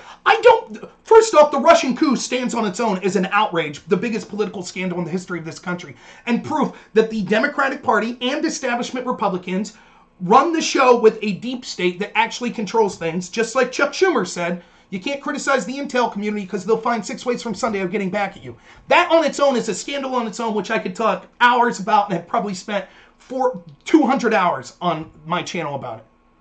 However, as disgusting as it is, if there's a Democrat out there that was pushing this, I do not blame them as a terrible person responsible if a Russian American got punched in the face as a result of that. If you truly believe that Russia attacked us, and as a politician you say, I find this Russian attack to be heinous, no, you're not responsible if some racist lughead goes out there and punches a Russian American. And I've never said as such. I specifically criticized when Democrats made policies or made suggestions that anyone who speak to a Russian-speaking person be under some cloud of suspicion. But I never blamed them because the average Russian auto mechanic that some moron Democrat voters like, I don't trust you. That's nonsense. And I feel the same way about any Chinese American that was negatively impacted because Trump was correctly pointing out the heinous actions of China in regards to this virus. Trump did not say be mean to Chinese Americans, and he's not responsible for that.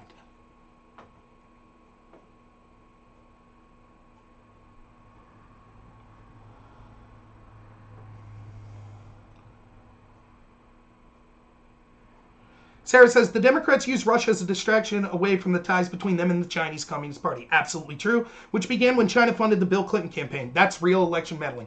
Absolutely true. Why is it that Republicans love Russians? Who?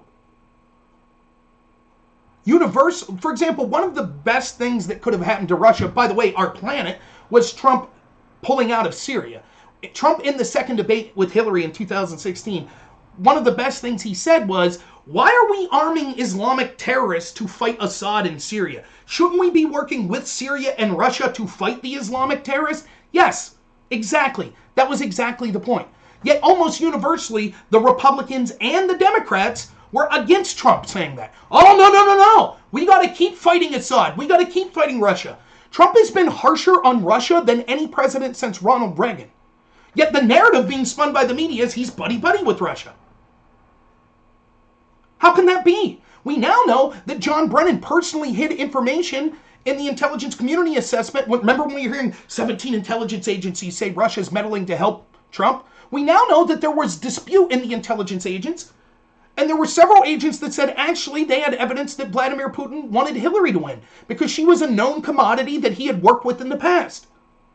But John Brennan personally appointed a friend of his that redacted that information.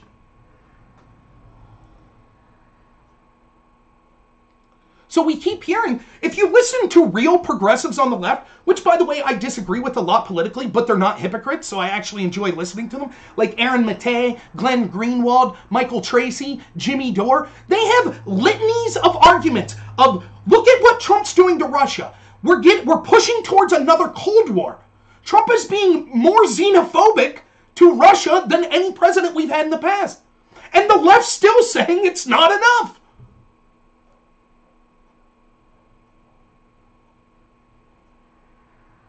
Do I think that the Russians interfered in the 2016 campaign on the side of Trump? I don't know. My honest guess is this. Probably yes, and they interfered on the side of Hillary. I think that they were more trying to cause a division in the United States, so they tried to hurt and help both candidates because they wanted the U.S. to be weak. That's what I think. So, for example, the biggest evidence of Russian interference, by far the most impactful evidence, is the fact that a Kremlin-sourced spy that the FBI knew was a spy in 2009 that was under investigation, that they claimed was a threat to U.S. national security, a spy that contacted incoming members of the Obama administration and told them that if they gave him classified information, he could make them some extra money.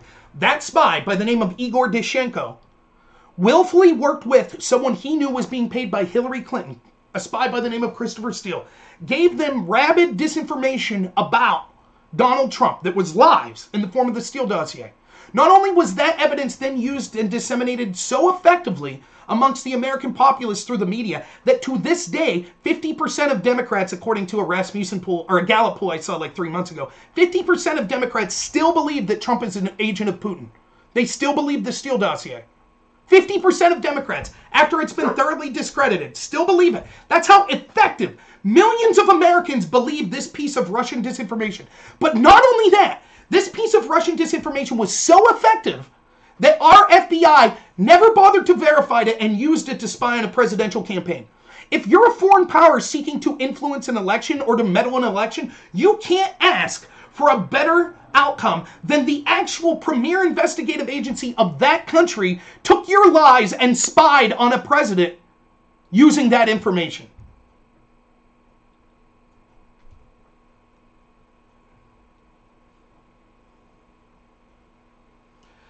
What do I think about the Russia intelligence loans through Deutsche Bank? I don't know. I'd have to look at the specifics. There's been so many, like, for example, the Alpha Bank story. Is that what you're talking about? That was thoroughly debunked, that we now know is more propaganda. Is that what you're talking about? Because that's been debunked for a while. Their bankrolling of the NRA? I don't know. Isn't it funny? Why are we only talking about Russia? For example, let's say that the Russia did put money in the NRA. Let's accept that story is true. That would be troubling, I guess. What do you think about China's incomplete infiltration of Hollywood and academia? What do you think about the fact that China had a spy that was Dianne Feinstein's driver for 10 years? Why do we never talk about China? Why is it that Kamala Harris in the VP debate was unwilling to say one bad word about China? Why is it that it seems the Democrats are more concerned about Trump blaming China for the virus than they are of actually doing anything about the fact that China is responsible for this virus? Why do we only focus on Russia? Meanwhile, if we're concerned about Russian payments, what do you think about the fact that while Joe Biden was vice president, the Moscow mayor's wife was giving Hunter Biden $5 million? What do you think about the fact that during the Ukrainian One deal, that Bill Clinton personally met in secret with Vladimir Putin and then 2 weeks later was given $500,000 personally, not to the Clinton Foundation, by a state-owned Russian bank? What do you think about that? Why is it that it's only problems when Republicans or conservatives are connected to Russians, but not when the Democrats are? We don't need to investigate nothing. Why is that?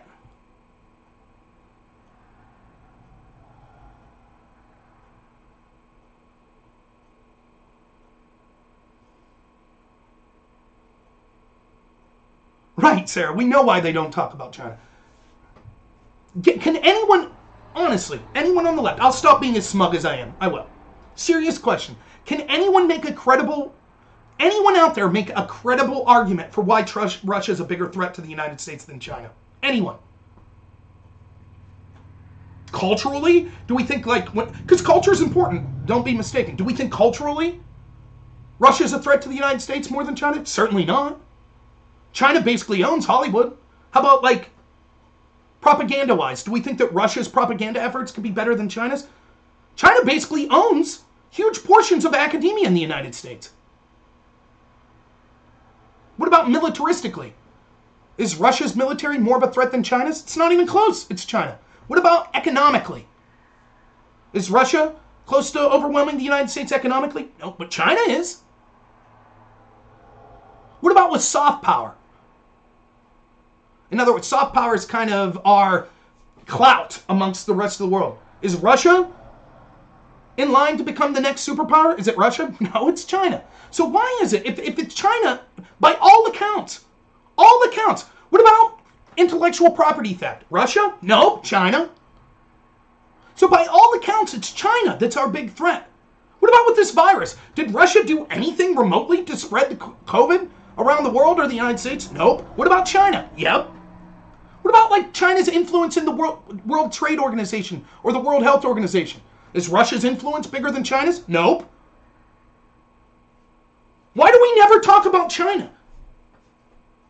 Oh, because they're in bed with the establishment in the Democratic Party. That's why.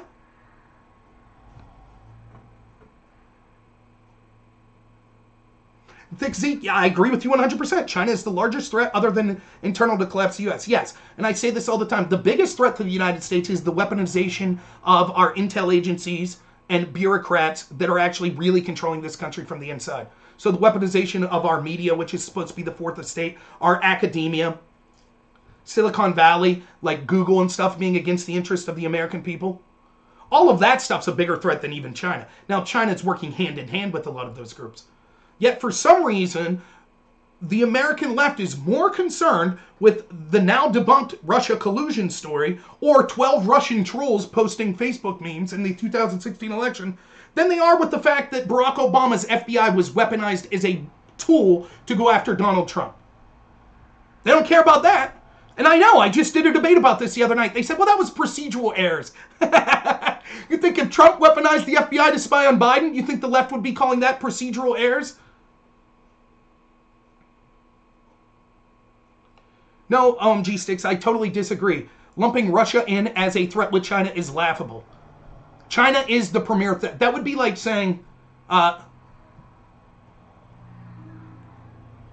biggest threat criminally in New York City is La Costa Nostra, the mafia, and Mean Jim down the street, you know. He sells weed bags $50 a pop. So him and the mafia, they're the big threats to New York City. It's not even close. China's in a league of its own. Yet, for some reason, we exclusively focus on Russia. Go back and watch the vice presidential debate. I challenge you, find one negative word. They did an entire segment on China. Find one negative word that Kamala Harris said about China. One. All she did was talk about how Trump was too aggressive to China. She didn't say one negative word about our biggest adversary. Not one. She said it was a shame Trump put tariffs on him. Trump was too aggressive.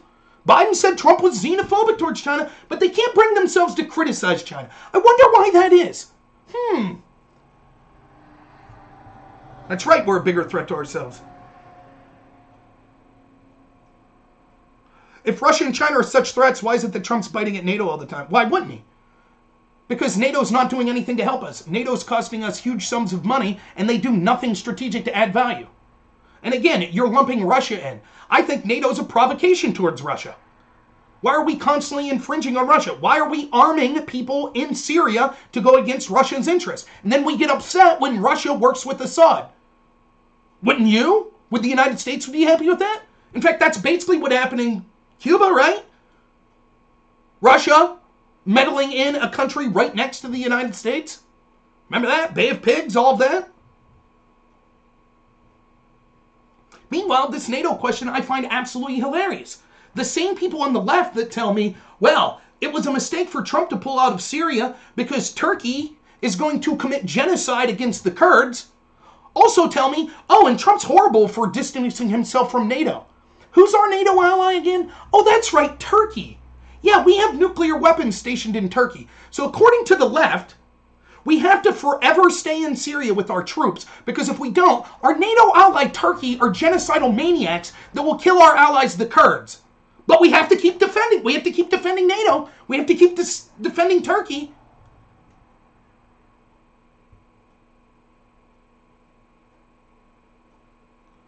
I saw that, Sarah. Kamala bragged in the debate how she thought the president of China is more respected than Trump. Exactly.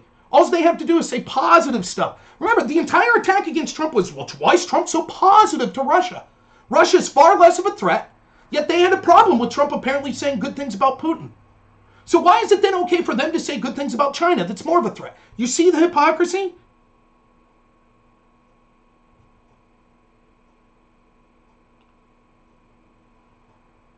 Sorry, I'm getting caught up. I think the militarization of the police and the FBI isn't a concern of the left. What do I think Black Lives Matters for? Black Lives Matters for a communist overthrow of the United States. They don't have a problem with the police when it benefits them. For example, if it was just a problem with police, why is Black Lives Matter rioting in inner city black neighborhoods instead of exclusively at police departments? Why aren't they rioting at the home of senators and politicians if they had a problem with the militarization of the police? Everyone on the left so concerned about corrupt police, but they all tell us nonstop, we have to trust the FBI. You have to trust everything they say. They don't have a problem with the fact that the FBI illegally spied on Trump. Don't have a problem with that. I have seen Red Dawn. Yeah, I'll be heading out too as well. Sure, they walked down to the homes of mayors, governors, and congressional office holders. How'd that go? Were they looting Target there? Did they loot those places? They burn those homes down? They throw bricks through those windows? I didn't see any of that. I saw that in those other places. But I didn't see... How'd it go? Remember they went to Beverly Hills. How'd that go? Oh yeah, they were quickly ushered out. And they didn't try to make it back in. Why is that? Huh, I wonder why. Strange. Strange. No, I didn't want them to do that. I don't want them rioting anywhere. But if your argument is we're against the militarization of the police, and therefore you're justified in using some sort of violence against property, why would you use violence against the property of primarily black-owned inner-city businesses and homes instead of the people that are in charge of militarizing the police? I'm against all of the violence. I think it's all despicable. And the reason is because they're communists. They're not going to attack their left-wing allies with as much fervor as they will actual innocent civilians, because it's political terrorism. Because terrorism is about intimidating the populace and not the actual government. If they wanted a war with the government, then start a war with the government. But that's not what they're doing. They're attacking innocent people. Is protesting violence? No.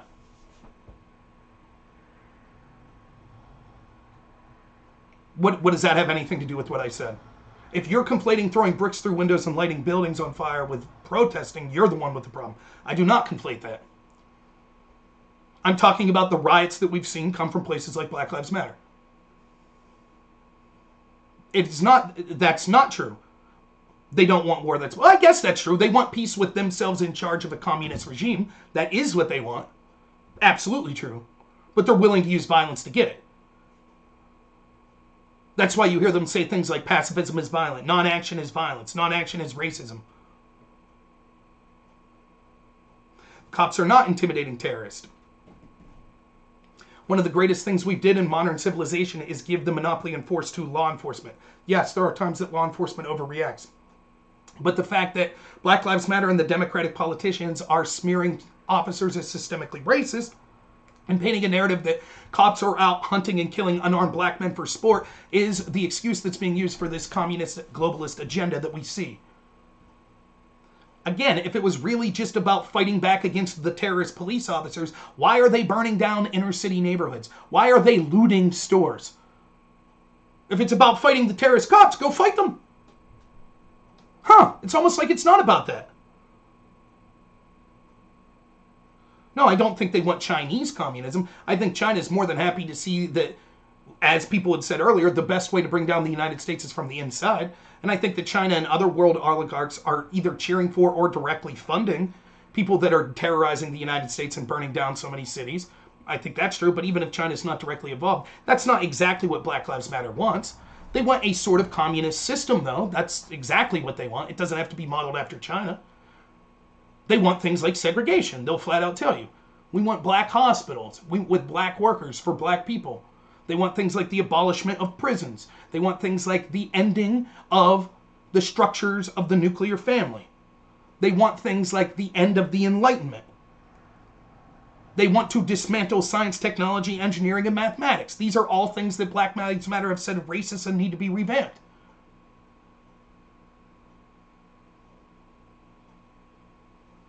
The idea, OMG Sticks says, the idea of destruction of property doesn't occur during protests is hilarious. What do you think the Boston Tea Party was? The Boston Tea Party was part of a revolution against a country. If your argument is that Black Lives Matter is a revolution against the United States of America, fine. I'm sure the British would have thought that it was terrorism what occurred at the Boston Tea Party. We were on the right side of history, and therefore we look at it as if it was a revolution. But if that's your argument, fine, I'm willing to accept that argument. You're arguing that Black Lives Matter is a revolution to overthrow a government. Fine, I'll take that. I call that terrorist as someone who wants to defend the greatest country in the history of the world, the United States. You call it revolution. Whatever. We should not accept a violent revolution against the United States. I agree with you. So sure.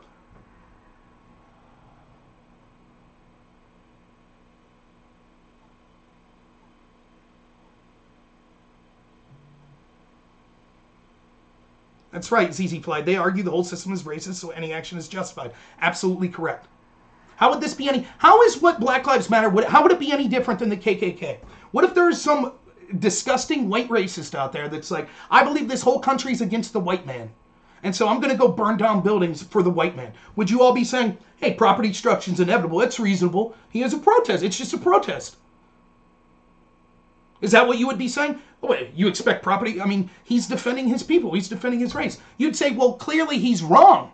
The country isn't racist towards white people like that, so he's wrong. So what he's doing is unjustified violence. That's what you would say. I say the same thing about Black Lives Matter. Right, they push the 1619 agenda, right.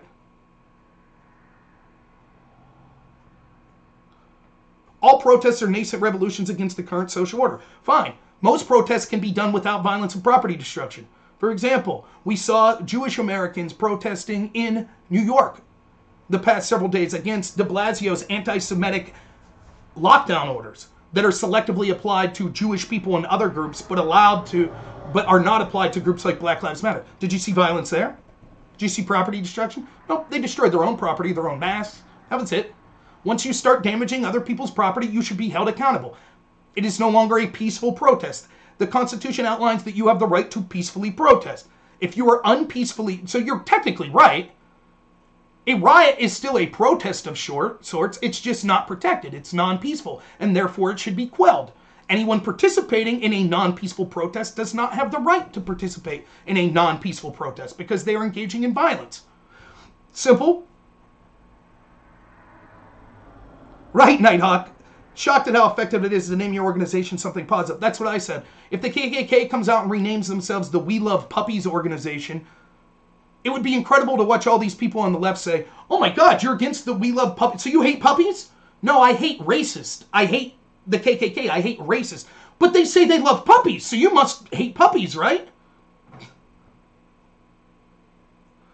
Right, political account.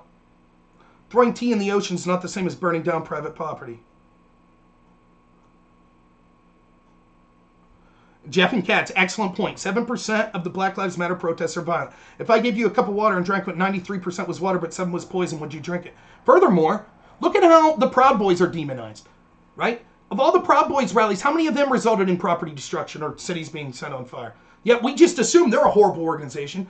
The Tea Party was maligned as a terrible organization. Did 7% of them result in violence and riots? I didn't see it, yet it was considered a horrible organization. The Princeton study that the leftists used to glorify Black Lives Matter, it didn't look at violent incidents, it looked at violence in locations, right? And I'll get to why that matters in a second. And it said there were thousands of Black Lives Matter rallies in locations across the country. That's true. And that's why you've never heard me once say that the majority of Black Lives Matter protests were violent. They weren't. You know how I know? I live outside of Clarion, Pennsylvania. There was a Black Lives Matter protest here. Not one incident of violence. I completely disagree with the message of Black Lives Matter. Well, I agree that Black Lives do matter, but the organization and the message that comes from it's disgusting, defunding the police, terrible. I think Black Lives Matter. That's why I'm against the organization, Black Lives Matter, because every decision that they want would make lives worse for all Americans and first and foremost Black lives. But they peacefully protest and I tip my cap to them, no problem. Fine. That happened in small towns all across the United States. However, there were, according to Princeton, 220-something locations where Black Lives Matter protested that resulted in violence. Now, those are locations. So that's not taking into account the 100-something times that we've seen violence in Portland. That only counts as one.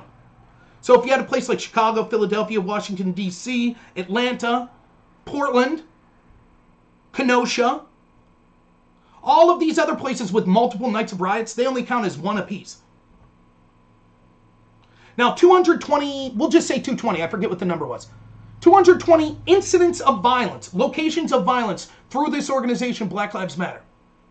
That's more than 4 per state. How many cities are in your state? 4 per state.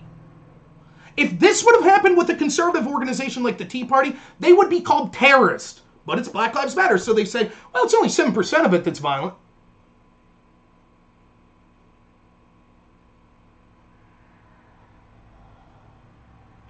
And here we go. OMG Sticks says, if it wasn't for violence against the civil rights movement, then nothing would have changed. Right, advocating violence. Got it. If it wasn't for the destruction of property in the later movement, then nothing would have changed as well. Great, so you're advocating violence. Fine. You don't get to speak up when the right says, oh, we also advocate violence. OMG Sticks is just given the justification for any political movement to use violence. I'm against that. Period. It's that simple. You have no right, if someone burns down your house in the name of a Republican cause, to be upset about it. You have to say, well, hey, that's how things get done. Political violence. So thank you for acknowledging. And that's why I love having left-wing people on, because they pretend oftentimes to not be as extreme as they are, but when you really get to talking to them, you can see, here we have it, a perfectly reasonable sounding person saying, yes, I'm for the burning. David Dorn deserved to die. It's a good thing he was shot and killed by someone who was looting that store to get a television. Yeah, you know, that's how things get done. That's how positive change is made. Hey, you remember in Milwaukee or Minneapolis the first night, where they burnt down all those buildings, and then like 2 months later when they were cleaning it up, they found a corpse? That's how stuff changes. That's how you get change done.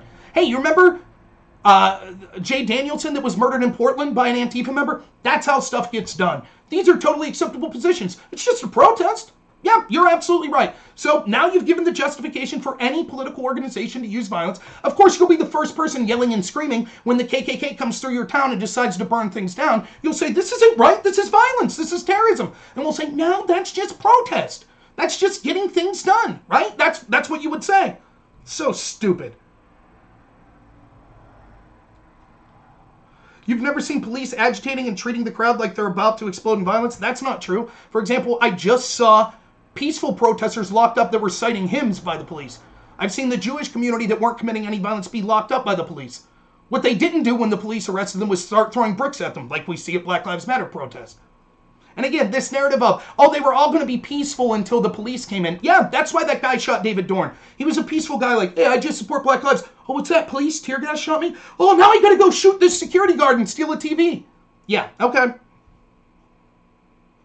You know what I've never seen? A left-winger defending themselves when a mob came after them, and the police arrest the left-winger and let the mob go. Oh, but that happens routinely now on the right. Ask the McCloskeys, right?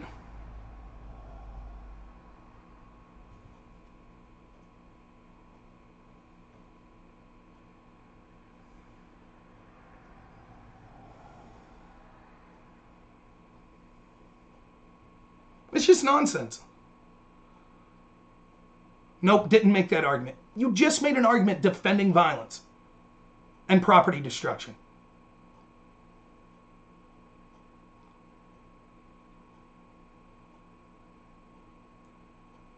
Okay, well, that's a fair clarification. That protests easily become violent and destructive, but you're not condoning. Fair enough, then I misinterpreted you and I do apologize for that. But all the more reason to stop the protest when there's small violence to stop it from escalating from big violence. For example, if we didn't have police that allowed people to burn down buildings because the mayors ordered it, or prosecutors that left people that were rioting out of jail, or vice presidential candidates that were pushing bail funds to get violent rioters out of jail, then it wouldn't escalate as bad as we see. If the police were allowed to properly do their jobs and take out the violent agitators in handcuffs when they first start, then it wouldn't escalate. How come we see, why is it only this happens on the left? Why don't we see the right-wing protests escalate in violence? Why didn't any of the Tea Party? You could maybe count the number of times, 1, 2, 3 times, and it was usually person-on-person violence, someone punching someone. That person gets arrested if the police are around. We didn't see the widespread riots that we see now. Why is that? Why is it only on these left-wing causes? If this is something that's just a universal truth.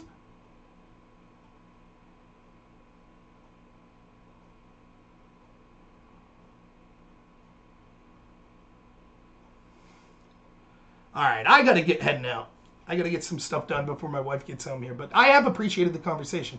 OMG Sticks, honest to goodness, I really appreciate the conversation. I do.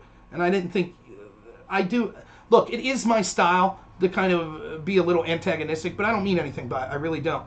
And the only person I thought that said something that was a little beyond the pale was the Liquid guy that thought that it was justified to say that Trump should die of COVID. I thought that was a bit much. Other than that, especially if I misinterpreted you condoning this violence.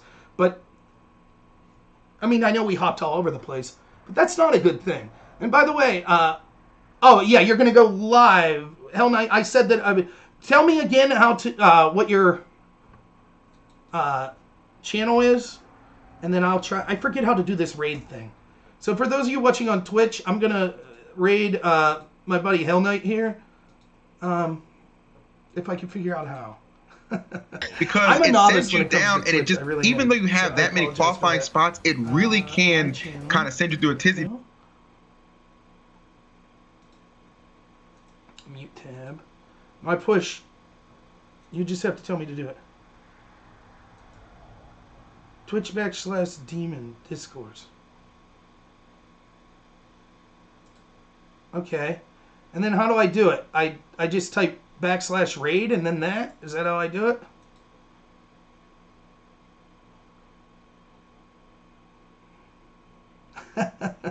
Thanks, Kendo. I appreciate it. I will say this to OMG Sticks and everyone else. It is hard. It's very hard. Altos Thick Zeke, thank you as well. It's hard to type against someone talking. So I'd love to have one of them on and give them a shot to be on audio as well. It's extremely hard. And I've been on the other end of that and it sucks. So by all means, they could have more to say if they actually had the audio here. I thought I was going to be ending an hour ago. So /raid. Okay. / where the heck's the / at? Searching /raid. And then just... Alright, we'll see if that works. Did I do it right? Oh, no. I have to have a bag. Well, that's /, isn't it? Yeah.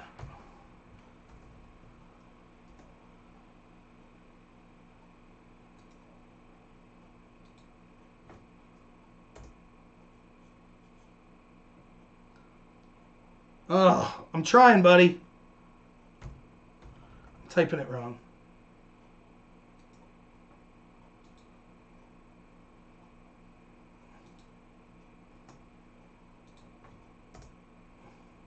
It's saying invalid username. Oh, okay, because I see what I'm doing.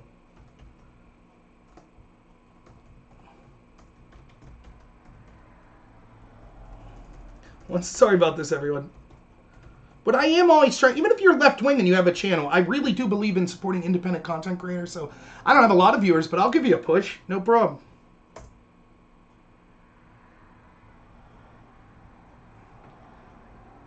All right, there you are, sir. All right, for the rest of you on other channels, I'll be heading out now. Thank you.